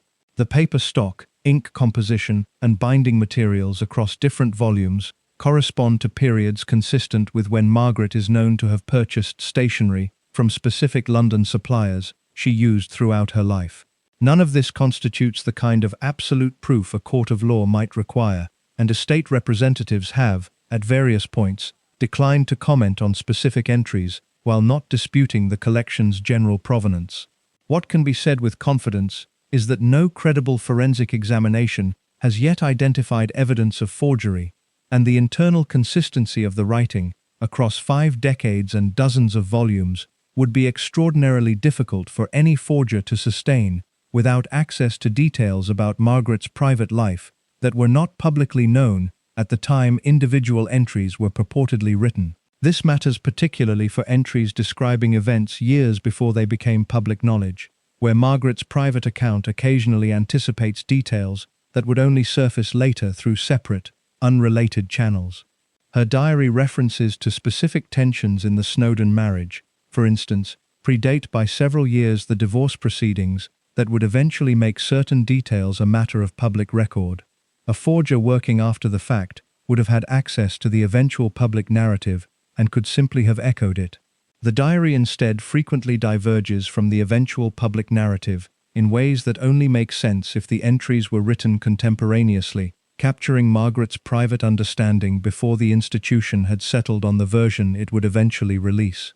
Historians who have examined the collection in the archival settings where limited access has been permitted describe an experience considerably different from encountering a polished, unpublication-ready manuscript.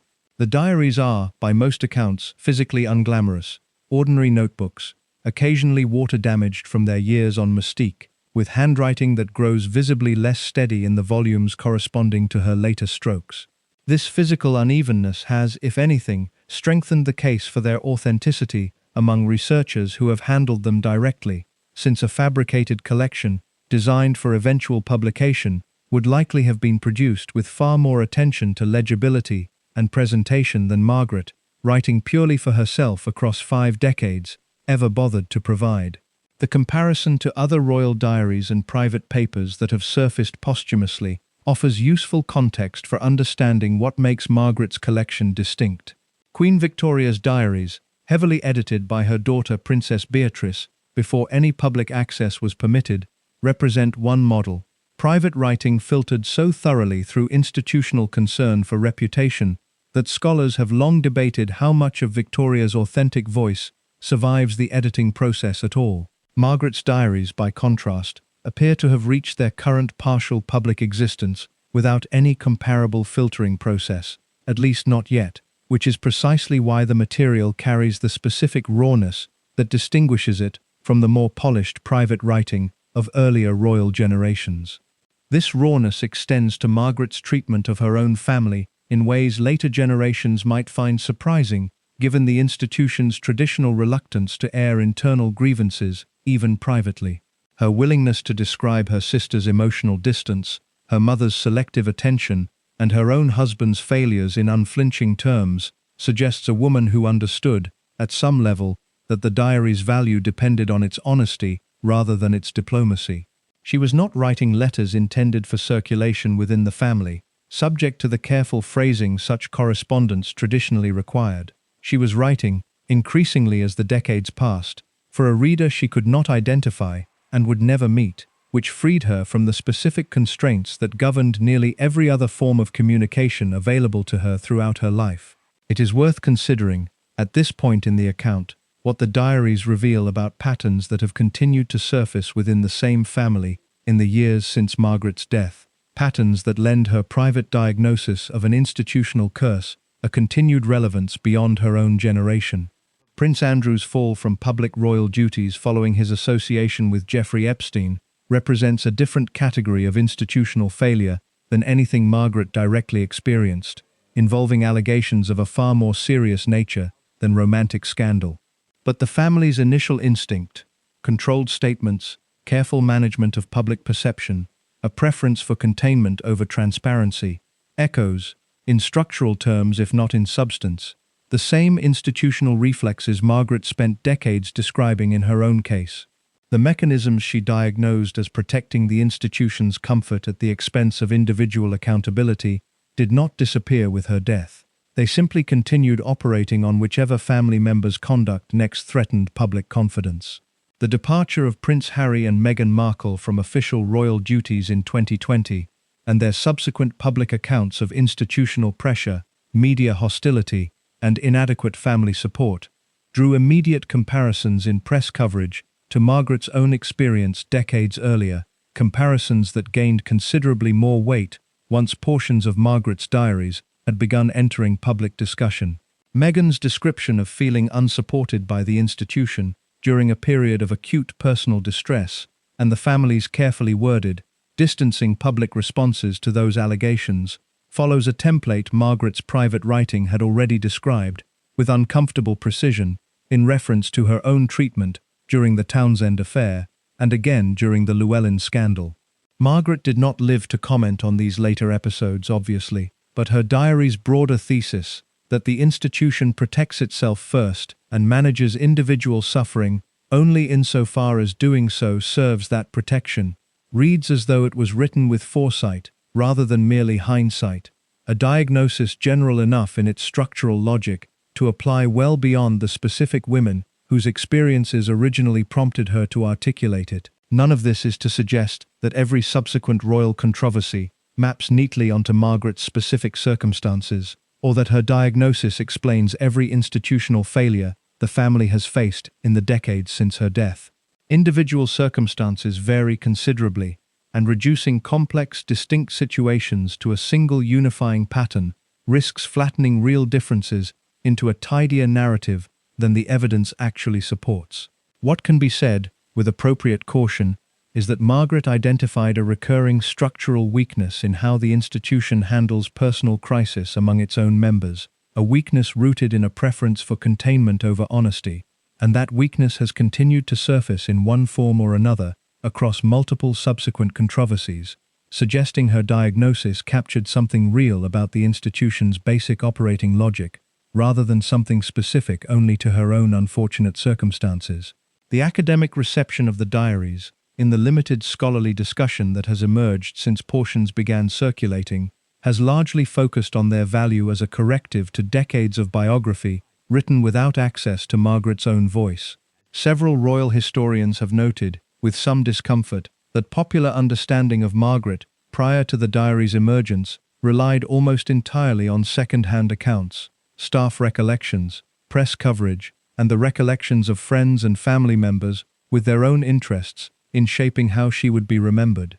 The diaries do not simply add detail to that existing portrait. In several significant respects, they contradict it, particularly regarding the degree of calculation and self-awareness Margaret brought to decisions long characterized in popular accounts as impulsive or self-indulgent. This corrective function extends to how historians now understand the broader institution's treatment of women within it across the 20th century. Margaret's diaries do not exist in isolation. They join a small but growing body of private testimony from royal women, some released with family cooperation, some surfacing through less controlled channels, that collectively paints a considerably more constrained and managed picture of royal female experience than the institution's own public presentation has traditionally offered. Where official biographies tend to frame royal duty as a chosen, dignified vocation, the private record, when it becomes available at all, more often describes duty as something closer to an assigned role, accepted under considerable pressure, with genuine personal desire treated as an inconvenience to be managed, rather than a legitimate consideration in its own right. What remains genuinely unresolved, even with the diary's partial emergence, is how much of Margaret's private account the institution itself will eventually permit into full public circulation. Estate agreements governing access remain in place, and family representatives have offered no clear timeline for when, if ever, the complete collection might be released without restriction.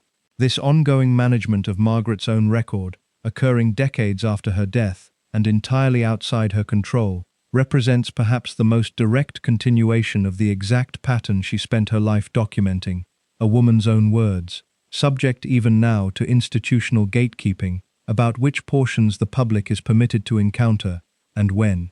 Cultural memory has done more to shape the public's understanding of Margaret than the diaries themselves have yet been permitted to do, and this fact deserves its own examination, since the gap between the two versions of her story reveals almost as much about the institution's continuing influence as the diary's content does on its own. Television dramatizations produced in the years following her death, most notably several seasons of a prestige historical drama depicting the royal family across the 20th century, introduced Margaret to a global audience that had never followed her career through contemporary newspapers and knew her primarily through carefully written scripts, composite scenes, and performances built on secondary research rather than her own private account. These dramatizations, whatever their individual merits as entertainment, necessarily compress and simplify. A woman who filled dozens of private notebooks across 5 decades with contradictory, evolving, sometimes self-critical reflection becomes, on screen, a handful of defining scenes: the fluff picked from Townsend's uniform, the mustique parties, a marriage's slow collapse rendered in a season's worth of episodes rather than the actual 16 years it consumed. Audiences who encountered Margaret this way absorbed a version of her life shaped by dramatic necessity rather than by her own recorded understanding of events, and that version, reinforced across multiple seasons and considerable press coverage of the production itself, has arguably done more to establish the popular image of Margaret than either the tabloid coverage of her own lifetime or the fragmentary diary material that has since emerged to complicate it. The diaries, where they intersect with specific dramatized scenes, sometimes confirm the broad outline of what television later depicted, and sometimes diverge from it considerably. The renunciation of Townsend, dramatized in one widely viewed sequence as a moment of composed, dignified sacrifice, delivered with minimal visible distress, reads entirely differently against Margaret's own description of having signed her sentence and called it grace. The dramatized Margaret performs acceptance. The diary's Margaret records something closer to coerced submission, dressed afterward in language that made the submission palatable to everyone but herself. Neither version is simply false. The dramatized scene captures what the public was permitted to witness in 1955. The diary captures what Margaret actually felt while performing it. The distance between those two things is, in miniature, the entire argument this account has traced across every preceding chapter of her life. Family members still living have, for the most part, declined extensive public comment on the diaries, as portions have gradually surfaced, a silence that itself carries meaning, given how directly some entries implicate specific relatives in patterns of institutional coldness or selective attention. King Charles, whose own private conversations with his aunt during the difficult years of his marriage to Diana are referenced obliquely in several entries, has not addressed the diaries publicly in any detail, and palace communications regarding the collection have remained limited to brief, carefully neutral acknowledgements that estate matters concerning the late Princess Margaret's personal papers are being handled according to the family's established archival procedures. This language, notably, echoes almost precisely the kind of institutional phrasing Margaret herself spent decades privately criticizing as a mechanism for managing uncomfortable truths without actually engaging with them. The absence of direct family comment has left space for competing interpretations to circulate largely unchecked, some more responsible than others. Certain popular accounts have seized on the diary's more dramatic passages, particularly the material concerning Snowdon's infidelities and the Llewellyn scandal's aftermath, presenting them with a sensationalism that Margaret's own writing, for all its unflinching honesty, generally avoided. She wrote about her own suffering with precision, not spectacle. The tendency of some secondary coverage to flatten that precision into simple scandal represents its own quiet betrayal of what makes the diaries genuinely significant, reducing a 5-decade record of structural institutional critique into little more than a list of grievances suitable for a headline. More responsible engagement with the material, largely confined to academic settings and long-form journalism willing to sit with the diary's actual complexity, has focused on what the collection reveals about the broader mechanics of institutional harm rather than on any individual scandalous detail. This is, ultimately, the more useful lens through which to understand what Margaret left behind. The value of the diaries does not rest on any single revelation, however striking. It rests on the accumulated weight of 50 years of consistent, specific, carefully observed testimony describing how an institution manages the women within it, generation after generation, using methods subtle enough that no single instance looks like cruelty, even as the cumulative pattern amounts to something considerably harder to excuse. Margaret herself seemed to understand, by the final years of her writing, that this accumulated weight was precisely where the diary's significance would eventually lie, if they were ever read at all. She rarely wrote as though building toward a single dramatic disclosure. She wrote, instead, the way someone writes who has come to believe that pattern recognition, sustained across enough evidence and enough years, constitutes its own form of argument, more persuasive in the end than any single confrontation could have been. Whether the institution she spent her life documenting has absorbed that argument, or whether it will continue managing her legacy the same way it managed her life, remains an open question that the family's continued caution around the diary's full release does little to resolve in either direction. There is a particular entry, dated only by season rather than exact day, written sometime in what appears to be the final full year before her first stroke, that has taken on unusual weight among the small number of historians permitted extended access to the collection. It does not concern any major event. Margaret describes an ordinary afternoon at Kensington Palace, sunlight through a specific window, a cup of tea gone cold while she read. Then, almost as an aside, she writes, "I have spent my whole life being told what I represented. I would like, just once before I am finished, to be asked what I actually wanted. I suspect the two have never once been the same thing, and I suspect no one intends to ask before it is too late for the answer to matter to anyone but me." No one did ask, at least not in any form the diary records. The question remained hers alone, answered only on these pages, addressed to a reader she could not name and would not live to meet. That absence of an asker, more than any single scandal or stroke or public humiliation catalogued across the preceding decades, may be the truest expression of what she meant by the curse. Not misfortune, not tragedy in the theatrical sense the tabloids preferred. Simply a lifetime spent answering to a role no one had ever paused to check still fit the person inside it.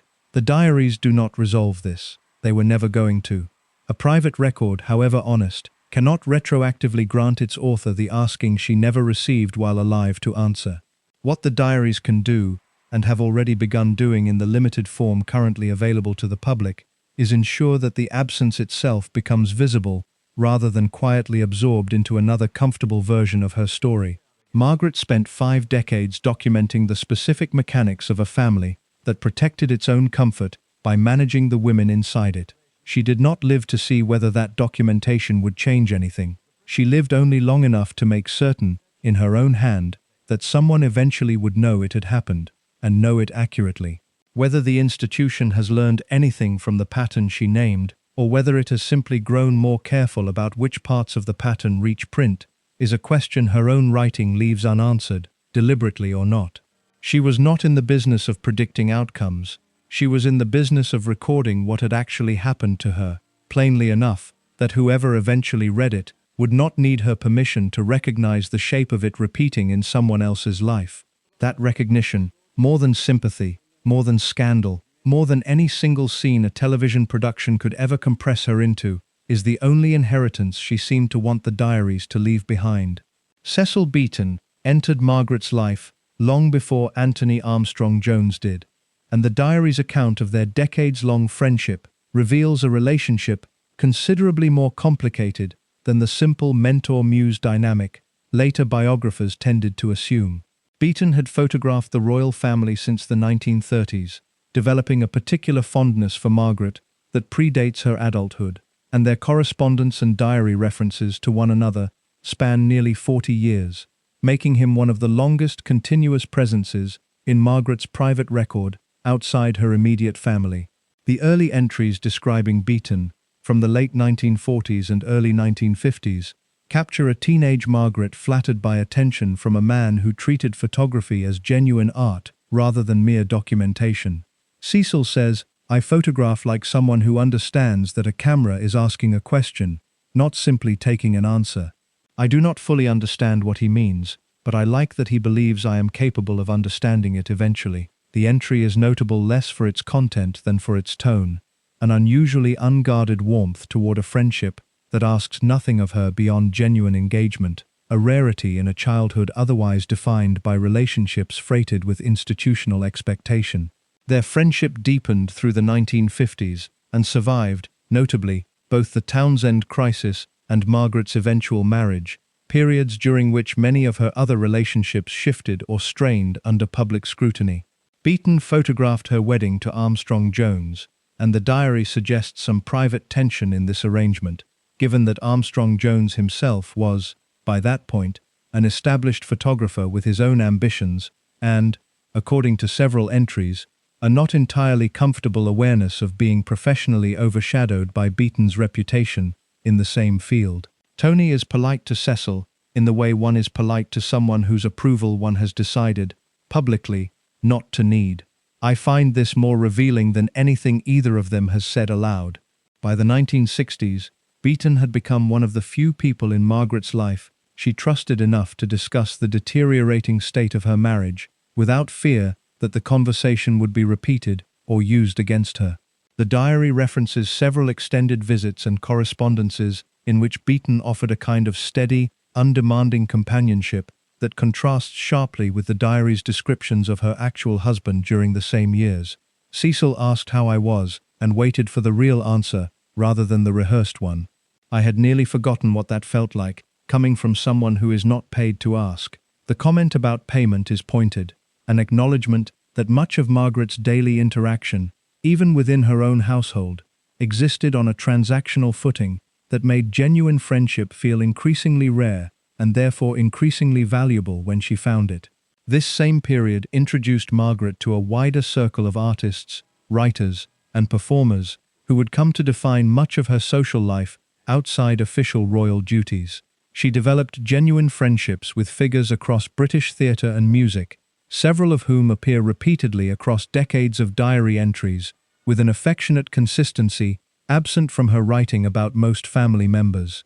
The composer and conductor figures she supported through patronage relationships, and the actors and directors she befriended through her role attending and championing British theatre, receive some of the diary's warmest, least conflicted passages. They do not require me to be royal in the way everyone else does. They require me to have an opinion about the second act, which is a considerably easier standard to meet. Her patronage work, which the official record tends to treat as a dutiful obligation, performed alongside her more scandal-attracting personal life, reads in the diary as something closer to a genuine passion that provided real structure and meaning during the marriage's collapse. She served as president of several arts organizations across her adult life, and the entries describing specific performances, gallery openings, and artist meetings carry a level of specific, engaged detail that her entries about official state functions almost never achieve. I could describe the lighting design of tonight's production in more detail than I could describe most of my own wedding. I am not certain what this says about my priorities, except that I suspect it says something true. Ballet held a particular place in Margaret's affections throughout her life, a passion the diary traces back to childhood lessons and sustained through decades of patronage and personal friendships with dancers and choreographers. She maintained close relationships with several prominent figures in British ballet, visiting rehearsals with a regularity that went well beyond the ceremonial obligations of patronage, and the diary's entries from these visits show a woman genuinely absorbed in craft discussions that had nothing to do with her own royal status. I watched them work through the same 8 bars 11 times this afternoon, correcting some infinitesimal thing I could not identify even after the 11th attempt. There is something profoundly restful in watching people care this much about something so precisely measurable, when so much of what governs my own life resists any measurement at all. The friendships forged through this artistic patronage occasionally intersected with the more turbulent periods of her personal life in ways the diary records with evident gratitude. During the worst of the Llewellyn scandal's press coverage in 1976, several entries describe evenings spent among theatre and arts friends who neither judged nor sensationalized her situation, offering instead a kind of ordinary, undemanding company that the diary explicitly contrasts against the family's more strained institutional support during the same period. They asked if I was managing and accepted my answer without cross-examining it for hidden meaning. I had forgotten people were capable of simply believing what I told them. Not every artistic friendship survived intact across the decades, and the diary is honest about the occasional falling out or cooling of relationships that had once seemed permanent. A rift with one particular society photographer, whose identity the diary references only obliquely, followed what Margaret describes as a betrayal of confidence. Private conversations repeated, apparently for social advantage, to circles that eventually reached the press. I have learned, slowly and at some cost, that a friendship formed partly around access to me carries an expiration date measured by how useful that access remains to the person offering the friendship. Cecil never once treated our friendship this way, which I understand now to have been considerably rarer than I appreciated while it was happening. Beaton's own health declined through the 1970s, following a stroke in 1974 that left him partially paralyzed, and Margaret's diary entries from this period show a reciprocal tenderness that had been building across decades of friendship. She visited him regularly during his recovery and continued the friendship until his death in 1980, and the entry marking his passing is among the diary's most straightforwardly grief-stricken, notably free of the guarded qualification that colors much of her writing about loss elsewhere in the collection. Cecil is gone, and I find I am simply sad, without the usual complications I attach to grief, involving anyone connected to this family. He wanted nothing from me beyond honest conversation for 40 years. I do not know that anyone else in my life managed that particular, unglamorous kindness for quite so long. That closing observation, arriving nearly 3 decades before Margaret's own death, stands as one of the clearest statements in the entire diary regarding what she valued most in relationships, and how rarely, by her own accounting, she found it. The institution had taught her to expect management, negotiation, and strategic distance from nearly everyone she encountered. Beaton, and the wider circle of artists and performers she gathered around herself across 5 decades, offered something different, proof that ordinary, undemanding friendship remained possible, provided she looked for it outside the specific machinery that had shaped every other relationship in her life. Margaret's role as aunt to the Queen's 4 children occupies a substantial, largely unexamined portion of the diaries, distinct from the material already covered regarding Charles's adult marriage difficulties. The entries span decades, beginning when Charles himself was still a small child and Margaret was navigating her own unresolved grief over Townsend, and they reveal a woman who found in her nieces and nephews a kind of relationship unburdened, at least initially, by the institutional weight that governed nearly everything else in her adult life. Charles was born in 1948, 4 years before Margaret's own father died, and the earliest entries mentioning him describe an aunt delighted by a nephew too young to understand or care about any of the pressures accumulating around his aunt's own life. He pulled my hair today and laughed, as though this were the most reasonable response available to him. I found I did not mind in the slightest. It is a considerable relief to be treated as an object of mild comic interest, rather than a subject requiring careful handling.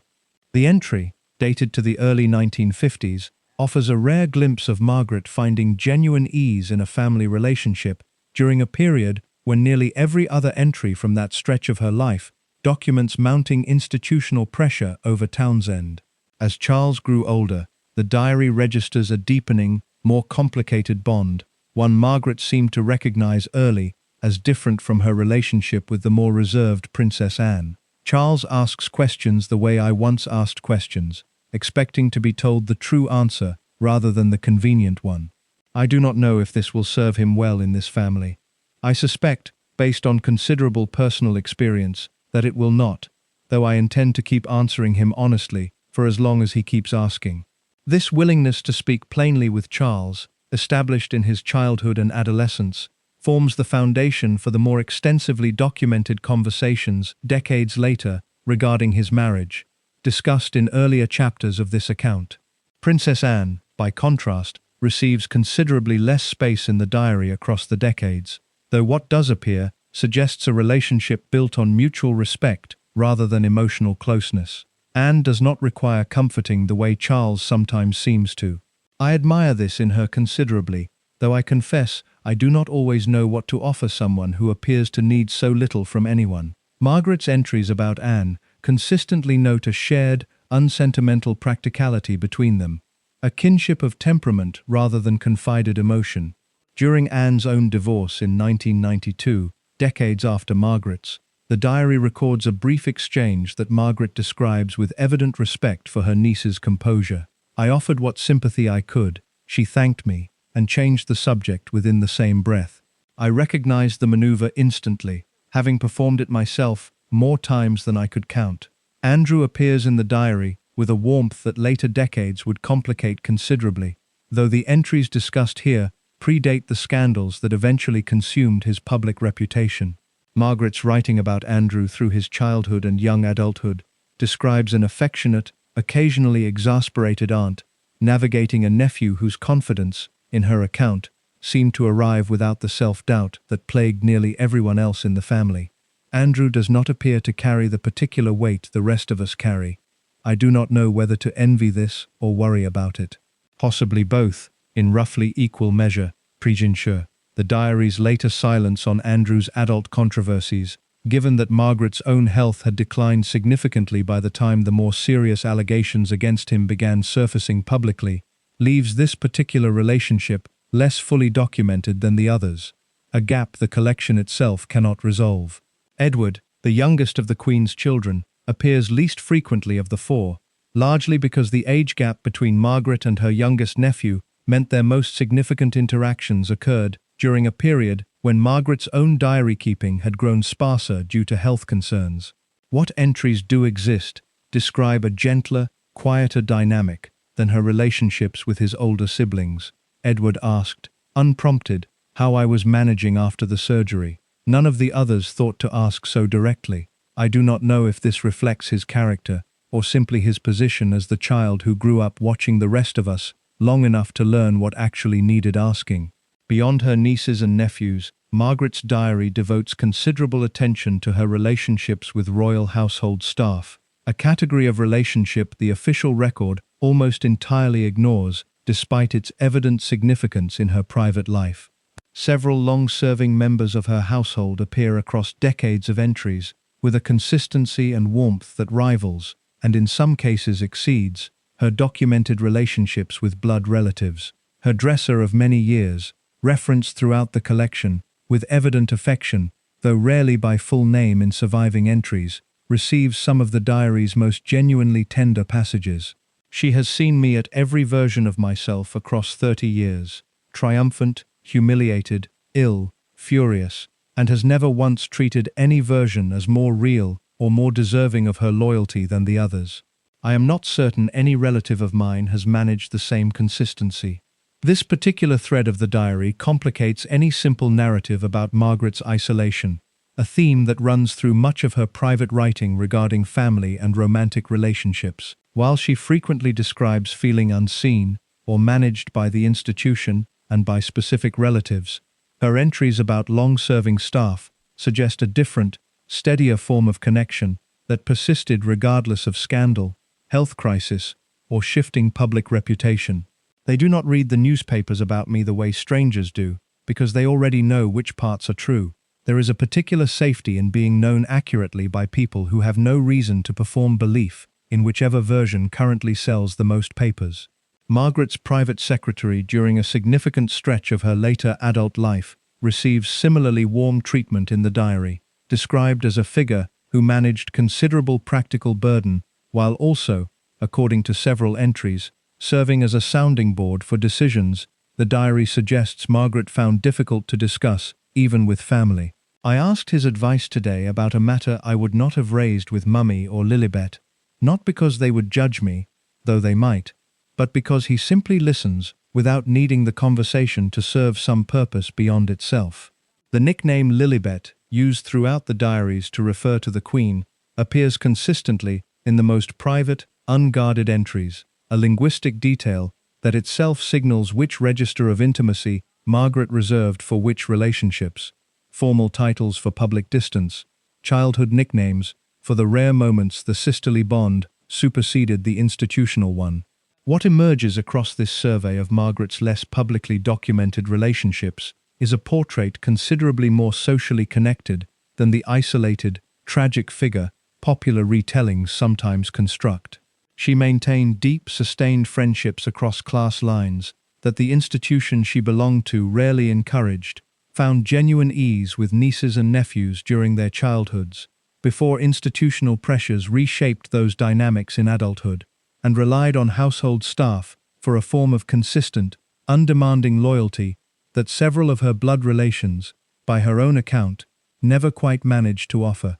The curse she identified so precisely in her romantic and marital life operated with less totalizing force in these other relationships, suggesting that whatever structural pattern governed how the institution treated its women in matters of duty and marriage, ordinary human loyalty, when she found it, remained available to her outside that specific machinery. The women who surrounded Margaret in her 20s and 30s, collectively remembered by the press of the period as the Margaret set, receive some of the diary's richest and least publicly examined material, offering a picture of female friendship considerably more central to her emotional life than the romantic scandals that dominated newspaper coverage of the same decades. Sharman Douglas, daughter of the American ambassador to Britain in the late 1940s, became one of Margaret's closest friends during her teenage years. and their correspondence and diary references span the following 2 decades with a consistency that suggests a bond far less conditional than most of Margaret's other relationships. Charmin does not care in the slightest what I represent. She cares whether I am amusing company on a given evening, and has told me plainly, more than once, when I have failed to meet that standard. The bluntness Margaret describes here, and clearly treasures rather than resents, appears repeatedly throughout entries concerning her closest female friendships. Where most relationships in Margaret's life required careful calibration around her royal status, these particular friendships operated on a different register entirely, one where ordinary social judgment, was she good company, was she generous, was she fun, mattered more than deference. Judy Montague, another fixture of Margaret's social circle through the 1950s and beyond, appears in the diary as a confidant Margaret trusted with details she withheld even from family. During the height of the Townsend crisis, several entries describe evenings spent with Montague discussing the situation with a frankness Margaret rarely permitted herself elsewhere. Judy asked me directly whether I intended to fight for him or surrender quietly, and did not flinch when I could not immediately answer. Everyone else asks the question in language soft enough to avoid actually requiring a response. She does not extend me that particular mercy, and I find I prefer it. This preference for directness over diplomatic softness recurs throughout Margaret's writing about her closest female friends, forming a clear pattern distinct from her more guarded relationships with family. The diary suggests these friendships provided something the institution itself could never offer, a space where Margaret could be told, plainly, when she was behaving poorly or making a decision her friends considered unwise, without the exchange being filtered through calculations about royal protocol or institutional consequence. Not all of Margaret's relationships with women in her orbit were straightforwardly warm, however, and the diary is honest about rivalries and tensions that complicate any simple narrative of uncomplicated sisterhood among the women surrounding the royal family during this period. Her relationship with Wallis Simpson, the Duchess of Windsor, receives particular attention across several decades of scattered entries, reflecting a dynamic shaped as much by institutional history as by personal acquaintance. Margaret was a child during the abdication crisis that had originally exiled Wallis from royal favour, but the diary suggests an adult fascination with a woman whose own story bore an uncomfortable structural resemblance to aspects of Margaret's later experience with Townsend. I met her properly for the first time this year, decades after everyone had already decided what to think of her. I found her considerably sharper than her reputation suggests, and considerably lonelier than I expected, given how thoroughly she is supposed to have won. The entry, from a rare social encounter between the two women later in life, captures Margaret's characteristic tendency to look past institutional consensus toward the actual person being discussed, a habit her own private writing suggests she wished more people would extend to her in turn. There is little evidence in the diary of genuine friendship developing between the two women, given the age gap and the family's continued cool distance from the Windsors throughout most of Margaret's adult life, but the entries suggest something closer to wary, distant recognition. Two women who had each, in different ways and different decades, discovered exactly how far the institution would go to punish choices it found inconvenient. Margaret's friendships also extended into more complicated territory, involving women whose proximity to her came with genuine strategic calculation on their part, a dynamic the diary treats with evident, hard-won wariness by her middle years. Several entries from the 1960s and 1970s describe friendships that cooled once Margaret recognized, often belatedly, that the warmth extended toward her carried an unstated expectation of access or advantage. I have learned to distinguish, though imperfectly and often too late, between women who enjoy my company and women who enjoy what my company can occasionally provide them. The distinction matters enormously and reveals itself, reliably, only under pressure neither of us anticipated at the friendship's outset. This wariness intensified considerably following the Llewellyn scandal, when several friendships Margaret had considered secure proved less durable than she had assumed. Once sustained tabloid attention made continued association with her socially costly for the friends themselves. Two women I considered close have not returned my calls since February. I do not entirely blame them, though I confess, the clarity of the lesson stings more than I expected it to at my age, having assumed I had already learned every version of this particular disappointment available to learn. The entry's dry acknowledgement that she should have anticipated this outcome, paired with the evident hurt beneath that acknowledgement, exemplifies the diary's consistent refusal to simplify her emotional responses into either pure resignation or pure grievance. Margaret's relationship with Princess Alexandra, her cousin, and a contemporary within the royal family itself, offers a useful counterpoint to these more socially complicated friendships, representing a bond built on shared institutional experience rather than external social calculation. The two women, close in age and navigating similar pressures from within the family structure itself, maintained a steady, low-drama friendship across decades that the diary describes with evident relief, precisely because it required no careful parsing of motive. Alexandra understands the specific exhaustion of this life without needing it explained, because she has lived a version of it herself.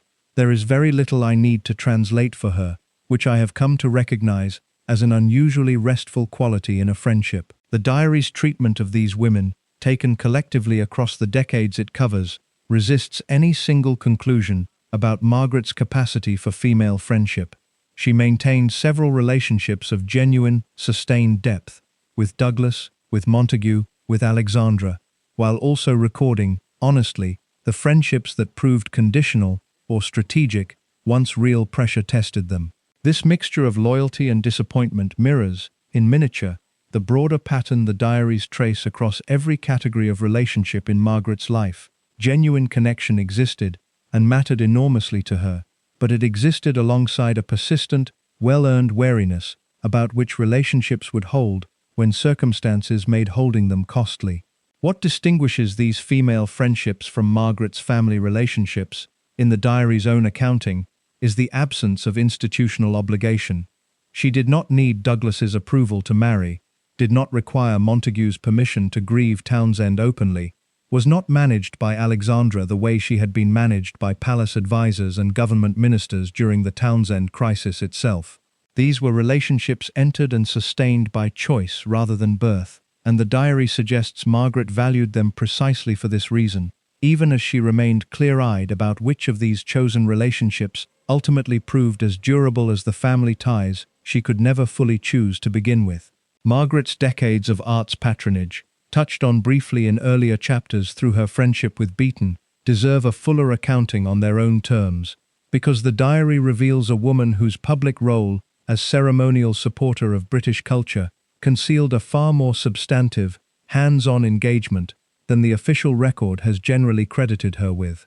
She served as president or patron of dozens of organizations across her adult life, spanning ballet, opera, photography, and music, and the private writing behind these official titles shows someone who treated the work as genuine vocation rather than obligatory box-ticking. Her involvement with the Royal Ballet, sustained across nearly 5 decades, produced some of the diary's most technically engaged passages, entries in which Margaret discusses choreography, staging decisions, and individual dancers' development, with a specificity that suggests real expertise accumulated through sustained attention, rather than passing interest. I disagreed with the artistic director today about the pacing of the second movement, and defended my position with enough conviction that he eventually conceded the point, somewhat reluctantly. I do not know that anyone in this family has ever taken my opinion seriously enough to argue with it properly before conceding. I found the entire exchange enormously satisfying. The satisfaction recorded here, distinct from the resigned exhaustion that characterizes so much of her writing about family and marital obligation, points toward a genuine source of agency and competence Margaret found within her patronage work that other areas of her life rarely afforded her. This pattern repeats across her involvement with photography as an art form, an interest that predated her marriage to Armstrong Jones and persisted independently of it, contrary to assumptions some biographers have made that her interest in the medium derived primarily from her husband's profession. Diary entries from the 1950s, before she had met Armstrong Jones, already show Margaret discussing photographic exhibitions and specific technical approaches with considerable sophistication undermining the tidy narrative that her marriage introduced her to an interest she had, in fact, cultivated independently for years beforehand. I attended an exhibition today that used light in a manner I have not seen attempted before, and found myself wishing I had someone present who could discuss the technical achievement rather than simply admiring the result. I am beginning to suspect I understand more about this medium than anyone around me assumes I do, largely because no one has thought to ask. Music patronage occupied a similarly substantive place in Margaret's private engagement with the arts, and the diary references specific compositions, performances, and personal relationships with musicians across several decades that rarely made their way into official biographical accounts. She maintained particular enthusiasm for opera, attending performances with a regularity the diary suggests exceeded what her official patronage duties strictly required. I did not need to attend tonight. No photographers were present. No official function required my presence. I attended because I wanted to hear the second act again, and found I did not need anyone's permission to want something so straightforwardly for its own sake. The observation carries unmistakable weight, given how rarely, across the diary's full span, Margaret describes wanting anything without immediately noting the institutional cost or complication attached to the wanting. This capacity to want something simply, without institutional negotiation attached, appears almost exclusively in the diary's entries concerning the arts, marking patronage work as a distinct category within Margaret's life, separate from the pattern of managed desire that structures nearly every other relationship and pursuit documented across the collection. Where her romantic relationships required negotiation with family, church, and government, and even her friendships occasionally revealed themselves as strategically motivated on the other party's part, her engagement with ballet, photography, and music offered a form of connection that asked nothing of her except genuine attention and care, and returned genuine satisfaction in kind. The diary's final years, already discussed in earlier chapters regarding her health decline, continue referencing arts patronage even as her physical capacity for attending events diminished considerably. Entries from the late 1990s described frustration at being unable to attend performances she would once have attended without hesitation, a frustration recorded with a specific grief distinct from her other health-related complaints. I am told the new principal dancer is exceptional. I am also told the theatre's steps present a genuine obstacle now, which I am assured is a temporary complication rather than a permanent one. I do not entirely believe the reassurance, though I have decided to behave as though I do, for the sake of my own morale if nothing else. What this sustained engagement with the arts ultimately reveals, considered alongside everything else the diaries document about Margaret's life, is a woman who found, in patronage work specifically, a version of purpose and competence the institution's more traditional expectations of royal women rarely permitted her to access elsewhere. She was not simply attending galas and cutting ribbons, the popular caricature the tabloids often reduced her public role to. She was engaging, across 5 decades and multiple artistic disciplines, with a depth and consistency that suggests genuine expertise, genuine passion, and a genuine sense of ownership over at least one significant portion of her public life that the institution had not fully scripted for her in advance. This closing thread, taken together with the friendships explored across the preceding 3 chapters, Beaton's decades-long, undemanding companionship, the warm, if complicated relationships with nieces and nephews during their childhoods, the loyalty of household staff who knew her consistently across every version of her public reputation, and the mixture of genuine and strategic friendship among the women in her social circle. She was managed by the institution in matters of love and marriage with a thoroughness that shaped every major crisis this account has traced. But she was not, in every corner of her existence, simply a victim of that management. In the arts, and in the handful of relationships that asked nothing of her beyond honest company, she built something closer to an authentic life, sustained on her own terms, largely outside the reach of the pattern she spent her private writing calling the curse. Whether that authentic corner of her life ultimately outweighs, in any meaningful accounting, everything the institution took from her elsewhere is not a question the diaries answer, or even attempt to. They simply record both facts as they occurred, side by side, refusing the tidier narrative that popular retellings television dramatizations, and even this account itself, might be tempted to impose. Margaret's life was not a single story with a single lesson. It was, like most lives examined closely enough and honestly enough, several contradictory stories occurring simultaneously, some of them tragic, some of them genuinely fulfilled, and all of them, in the end, most accurately understood only through the record she left behind for a reader she never met and could not have known would eventually arrive. The Second World War shaped Margaret's earliest understanding of duty long before Townsend or any subsequent romantic crisis taught her its costs more personally, and the diary's occasional retrospective entries about this period, written decades later but reflecting back on childhood memory, offer a distinct thread the earlier chapters of this account have not yet examined.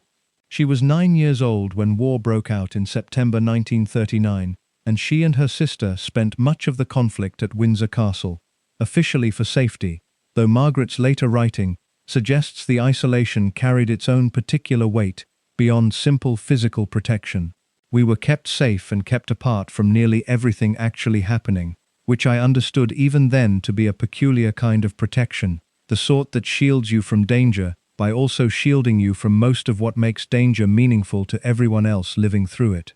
Written many years after the fact, this reflection captures something the diary returns to repeatedly when discussing the war years, a child's dawning awareness that royal status insulated her from the shared national experience, even while the propaganda apparatus of the period worked to present the royal family as fully sharing in the nation's hardship. Margaret's father, King George VI, and her mother remained largely in London throughout the war, touring bombed areas and maintaining a visible, deliberately unglamorous public presence intended to bolster civilian morale, a strategy the diary credits as genuinely important to wartime national spirit, while also noting its performative dimension with the same clear-eyed honesty she applied to nearly every family effort at public image management. Papa and Mummy walked through the rubble in sensible shoes and photographed expressions of shared suffering, and I do not doubt the suffering itself was genuine, on their part as much as anyone's. I only note that even shared suffering, in this family, arrives with careful consideration of how it will be seen. The famous 1940 BBC radio broadcast in which the young Elizabeth, accompanied by Margaret, addressed evacuated children across the Commonwealth, receives brief mention in the diary, recalled by Margaret with a mixture of pride and faint embarrassment at how carefully rehearsed the supposedly spontaneous address had actually been. Lilibet delivered every word exactly as written, and the newspapers described it as touchingly natural. I have come to understand, over many subsequent decades, that touchingly natural and carefully rehearsed are not opposites in this family. They are simply two names for the same performance, depending on how well it succeeds. Margaret's relationship with Winston Churchill, established during these formative wartime years and sustained afterward through his return to office in the 1950s, occupies a distinct and affectionate thread in the diary, offering a rare example of a political figure Margaret regarded with something approaching genuine personal warmth rather than institutional wariness. Churchill had known Margaret since childhood, and the diary's entries describing their later interactions, particularly during the Townsend crisis when Churchill served as Prime Minister and played a direct role in the government's handling of the affair, reveal a more sympathetic figure than his official role in blocking her marriage might suggest. Winston telephoned today, ostensibly about a Commonwealth matter, and spent considerably longer discussing my own situation than the matter that supposedly prompted the call. He does not pretend the system he serves is kind, which I find, oddly, more comforting than the people who insist it is. This distinction between institutional actors who acknowledge the system's harshness honestly and those who insisted on its fundamental benevolence, despite considerable evidence to the contrary, recurs as a meaningful category throughout Margaret's private assessments of the political and religious figures who shaped the Townsend outcome. She did not forgive Churchill for the government's role in blocking the marriage, but she distinguished, clearly, between his honesty about the constraint and the more sanctimonious language others in government and the Church employed to describe the same outcome. Later political figures received less warmth in the diary, generally, though Margaret's entries about successive prime ministers across subsequent decades remain notably sparse, compared to her extensive private commentary on family and personal matters.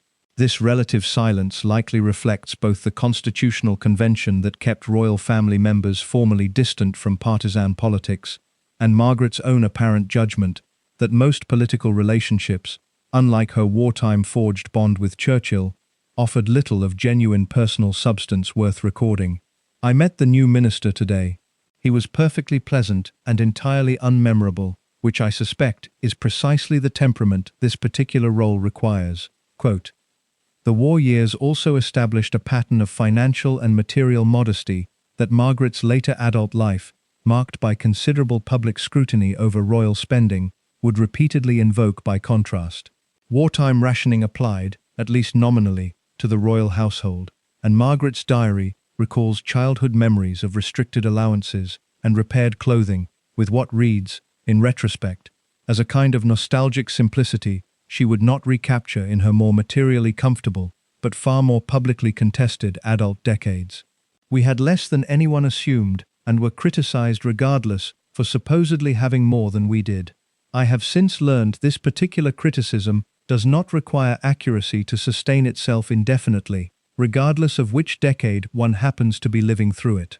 That closing observation, connecting her wartime childhood directly to the financial controversies that would define significant portions of her adult public reputation, signals the thread the diary's final substantial passages take up directly: the question of royal finance, public entitlement, and the specific resentment Margaret's own lifestyle attracted across subsequent decades, a controversy this account has not yet examined in its own right, and which the diary addresses with characteristic bluntness in its later entries.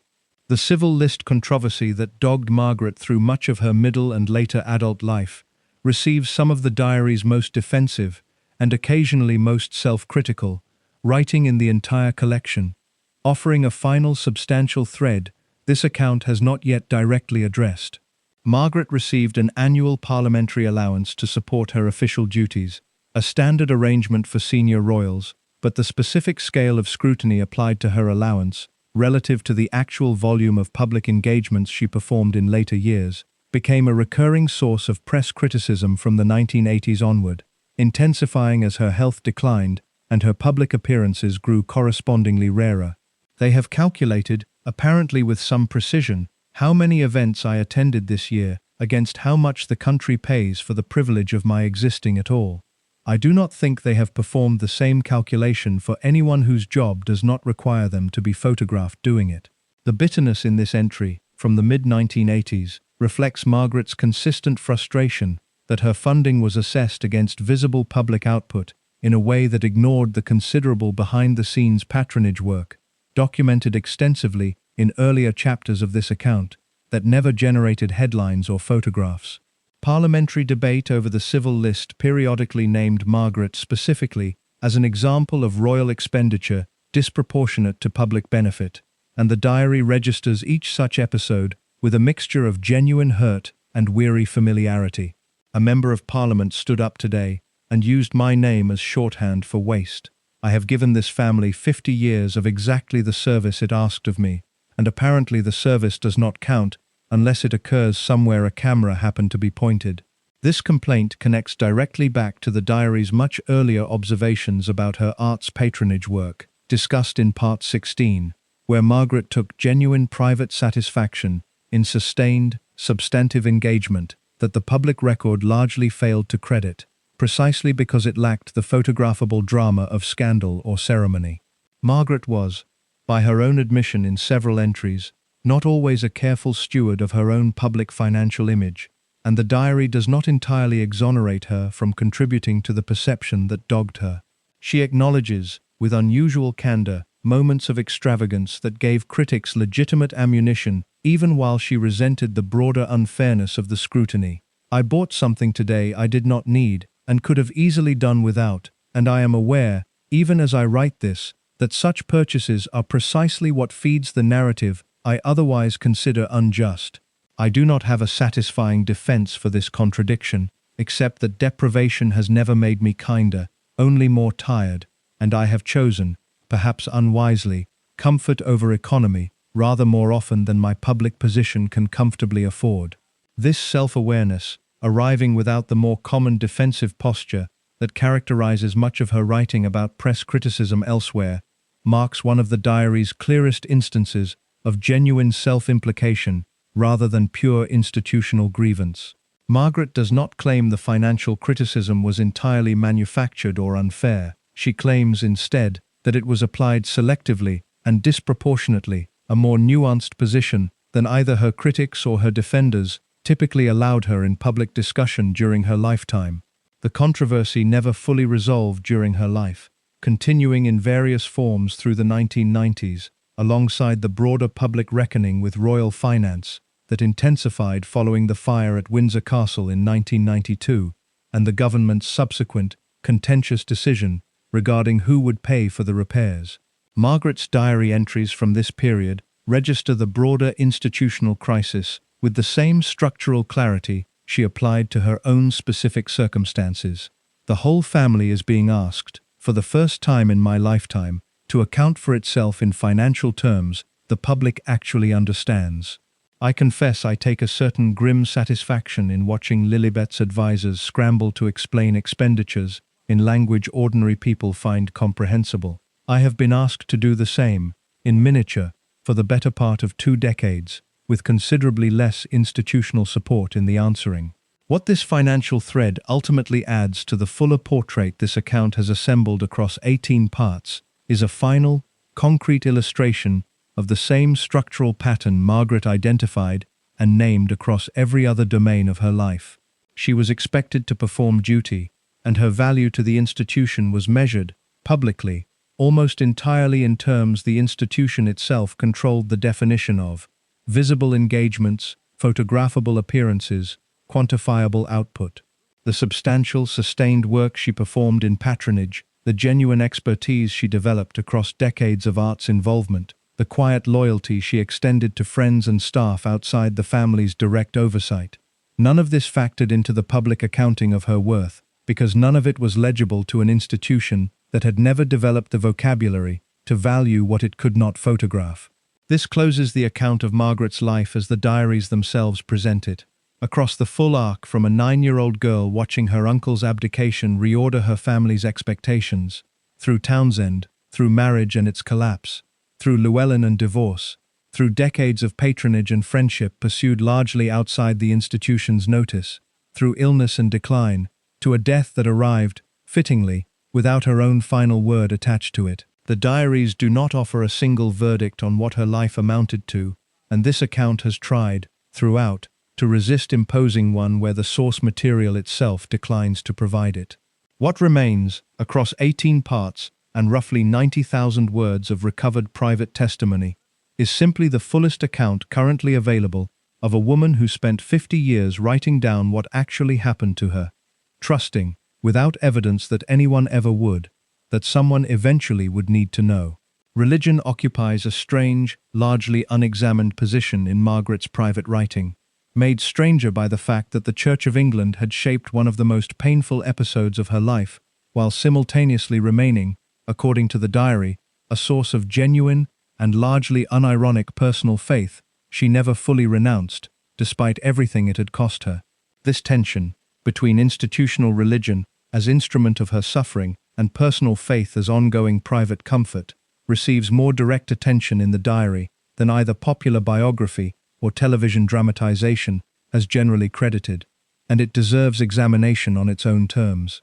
The Townsend renunciation, discussed extensively in earlier chapters, hinged specifically on the Church's doctrine regarding the indissolubility of Christian marriage, a doctrine Margaret's own public statement in 1955 cited as her stated reason for declining to marry a divorced man. The diary makes clear this doctrine was not, for Margaret, simply a convenient institutional excuse she resented privately while accepting publicly. Her relationship with the theology itself appears genuinely more complicated than either full acceptance or full rejection. I do not disbelieve what the Church teaches about marriage. I simply wish, with a bitterness I am not proud of, that the teaching had arrived to constrain someone else's happiness instead of mine on this particular occasion.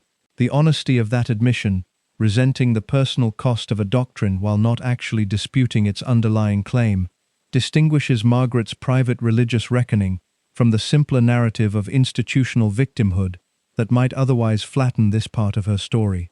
This capacity to hold genuine faith alongside genuine institutional grievance persists throughout the diary's decades. Margaret attended church regularly throughout her adult life, beyond the ceremonial obligations her position required, and several entries describe private moments of prayer and reflection that read as considerably more sincere than performative royal piety. "I prayed today about Roddy, about Tony, about all of it, and did not feel foolish doing so, though I recognize how foolish it might appear to anyone who has watched how poorly the institution built around this same faith has treated me across the years. I have decided the institution and the faith are not, in fact, the same thing, however thoroughly they have been made to appear identical throughout my life." This distinction between the church as institution, the body of bishops, doctrine committees, and constitutional entanglements that governed the Townsend crisis, and Christianity as a source of personal meaning, represents one of the diary's more sophisticated pieces of internal reasoning, allowing Margaret to maintain faith without requiring herself to forgive or excuse the institutional actors who had wielded that faith against her own happiness. Her friendship with several clergy members, largely undocumented in public accounts of her life, appears with some regularity in later diary entries, suggesting personal relationships that existed independently of her more fraught, decades-earlier dealings with senior church figures during the Townsend affair. One clergyman in particular, referenced across several entries from her later years without full identification, appears to have offered a form of spiritual counsel Margaret found genuinely valuable during her health decline. "He does not tell me God intends my suffering as instruction, the way certain other well-meaning people have suggested over the years. He tells me only that suffering exists and that faith does not require it to make sense in order to remain worth holding on to. I find this a considerably more honest theology than most of what I was offered as a young woman navigating considerably worse behavior from considerably more senior clergy." The reference to considerably worse behavior from considerably more senior clergy points toward Margaret's lasting, unresolved anger at the specific church authorities involved in the Townsend decision, an anger the diary never fully relinquishes even as her broader personal faith persisted. She names in several entries a lingering resentment toward the specific theological gatekeeping that had determined her fate in 1955, distinguishing sharply between the abstract comfort of faith and the concrete harm caused by the men who had administered it as policy. "I do not forgive them for making my private grief into public doctrine. I have made peace with God on this matter far more completely than I have made peace with the men who spoke for him at the time." This nuanced religious position extended into Margaret's later reflections on mortality, particularly following her strokes, when the diary's entries increasingly grapple with questions of an afterlife and ultimate meaning in language considerably more direct than her earlier, more guarded writing about faith. "I do not know what comes after, and I find, somewhat to my own surprise, that the not knowing does not frighten me as much as I once assumed it would. I have spent my whole life being told what was required of me by people claiming certainty about far smaller questions than this one. I find I trust the uncertainty here more than I ever trusted their certainty about anything else." Her Scottish heritage, connected loosely to matters of faith through her mother's side of the family, and the specifically Scottish Episcopalian traditions of her childhood at Glamis, receives brief but affectionate mention in several entries, offering a final, quieter dimension to her religious identity, distinct from the more institutionally fraught Church of England relationship that dominated the Townsend years. Glamis felt like a different kind of faith altogether, one that did not require quite so much paperwork and quite so many committees.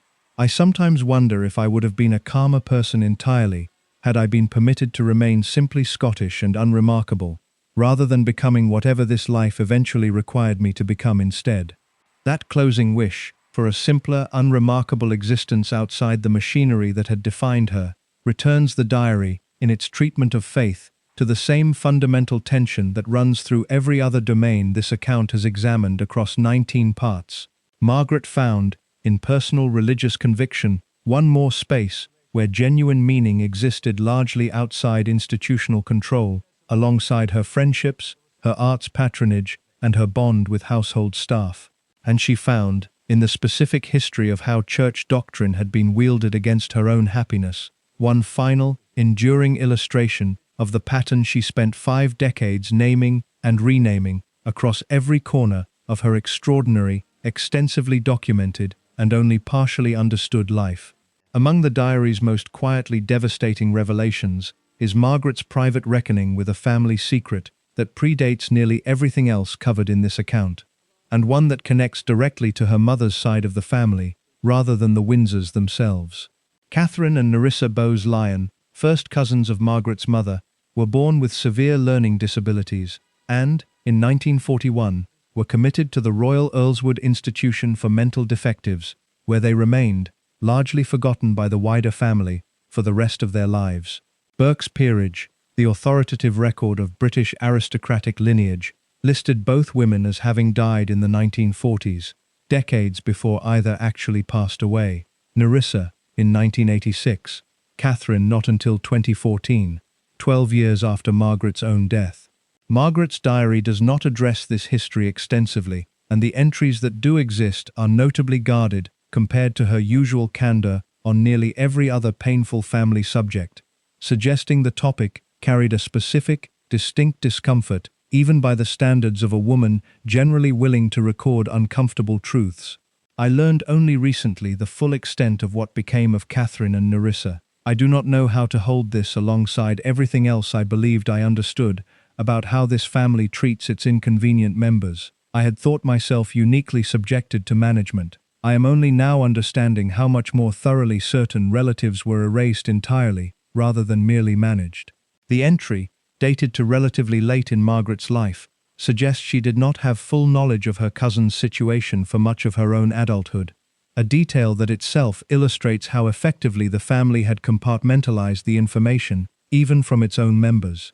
When journalists eventually uncovered and publicized the cousin's situation in 1987, 5 years before Margaret's diary entries on the subject appear, the revelation generated genuine public shock and renewed scrutiny of how the royal family handled disability and mental illness within its own ranks. Margaret's private response to this public reckoning, arriving years after the initial revelation, suggests she had spent considerable time privately processing the information before committing her reaction to paper. I have spent this diary, across so many pages, describing what was done to me, as though it were the worst this family was capable of. I find I must revise that assessment. What was done to me was cruel and calculated and cost me a great deal. What was done to Catherine and Nerissa was closer to erasure, and I did not even know enough to grieve it properly until decades after it had already happened, because no one in this family considered the two of them worth mentioning to the rest of us. This admission marks one of the diary's rare moments of genuine reassessment, Margaret explicitly relativizing her own extensively documented suffering against a family history she recognized as considerably more severe, even as she continued, in subsequent entries, to insist that acknowledging a worse injustice did not erase the legitimacy of her own. This revelation appears to have influenced Margaret's later patronage choices in ways the diary connects directly, extending the thread of substantive arts and cultural work documented in earlier chapters into a parallel, less publicly celebrated commitment. She served as patron of several organizations supporting people with learning disabilities and mental illness during the final 2 decades of her life, work the diary treats with a seriousness distinct from the more purely aesthetic satisfaction she describes regarding ballet or photography patronage. I cannot undo what was done to Catherine and Nerissa. I can, at minimum, ensure that my own name attaches to organizations working to prevent this specific version of erasure from happening to anyone else's family, even if the gesture arrives considerably later and considerably more quietly than the situation actually warranted. The diary's treatment of this thread connects, in its final analysis, directly back to the central thesis this entire account has traced across 20 parts. The curse Margaret named and renamed throughout her private writing, the institution's tendency to manage, minimize, or entirely erase whichever family members proved inconvenient to its preferred public narrative, did not apply only to romantic and marital disappointment. It extended, in its most severe form, to relatives whose disabilities made them simply unpresentable by the institution's own narrow standards, relatives erased so completely that even other family members did not know to ask after them. Margaret's own suffering, documented across the preceding 19 parts in exhaustive detail, occurred in public, however cruelly managed and misrepresented. Catherine and Nerissa's suffering occurred in near total silence, without even the partial dignity of public sympathy Margaret herself eventually received, however belatedly, following her death. This final comparison does not diminish anything this account has previously documented about Margaret's own life. It completes it, adding the darkest possible confirmation of the pattern she spent 5 decades privately naming. The institution she served, criticized, loved, and resented in equal measure across nearly 600 pages of private testimony, did not merely mismanage the women and family members who proved inconvenient to it. In its most severe historical instances, it simply erased them, and did so thoroughly enough that even a woman as perceptive and as personally wounded by the institution's methods as Margaret herself did not learn the full truth until she was well into her own final decade of life. The diaries end, in this respect, not with resolution, but with expansion. A private record that began as one woman's account of her own specific suffering, and concluded, in its final substantial revelations, by acknowledging a family history considerably darker and more thoroughly hidden than even her own extraordinary candor had initially grasped. Margaret played piano with genuine, sustained skill throughout her life, a talent the diary reveals she cultivated far more seriously than her public reputation as a socialite ever credited. She studied under private tutors as a child and continued practicing into adulthood, and the entries describing her relationship with music-making itself, distinct from her patronage of professional musicians, discussed in earlier chapters, reveal one of the diary's purest sources of uncomplicated personal satisfaction. I played for 2 hours today, alone, for no audience and no purpose beyond the playing itself. I cannot think of another activity in my life that asks so little of me and returns so much. She was also, by multiple private and later corroborated accounts, a genuinely accomplished singer, capable of performing popular songs and show tunes with a confidence that made her something of a fixture at the informal gatherings she began hosting at Kensington Palace from the 1960s onward. These evenings, gathering friends from her theatrical and artistic circles alongside occasional family members willing to relax the usual formality, became a signature feature of her adult social life, and the diary describes them with an ease and lightness rare elsewhere in the collection. I sang tonight until my voice gave out, and no one asked me to stop before then, which I have come to understand is the rarest form of permission available to me anywhere else in this life. These salon evenings, blending music, conversation, and a guest list that deliberately crossed the usual boundaries between aristocracy and working artists, represented Margaret's most direct personal contribution to a cultural life she could shape entirely on her own terms, without institutional oversight dictating the guest list, the tone, or the acceptable subjects of conversation. Actors, composers, and writers mingled at these gatherings with a genuine informality, and the diary suggests Margaret guarded jealously against any encroachment by the more rigid protocols governing her official engagements. Kensington, on these evenings, belongs to me in a way almost nothing else does. I decide who is amusing enough to stay past midnight. I have very little else in my life I am permitted to decide so completely. Her watercolor painting, a quieter pursuit than the music but no less sustained, appears throughout the diary's decades as a private practice largely unknown to the wider public during her lifetime.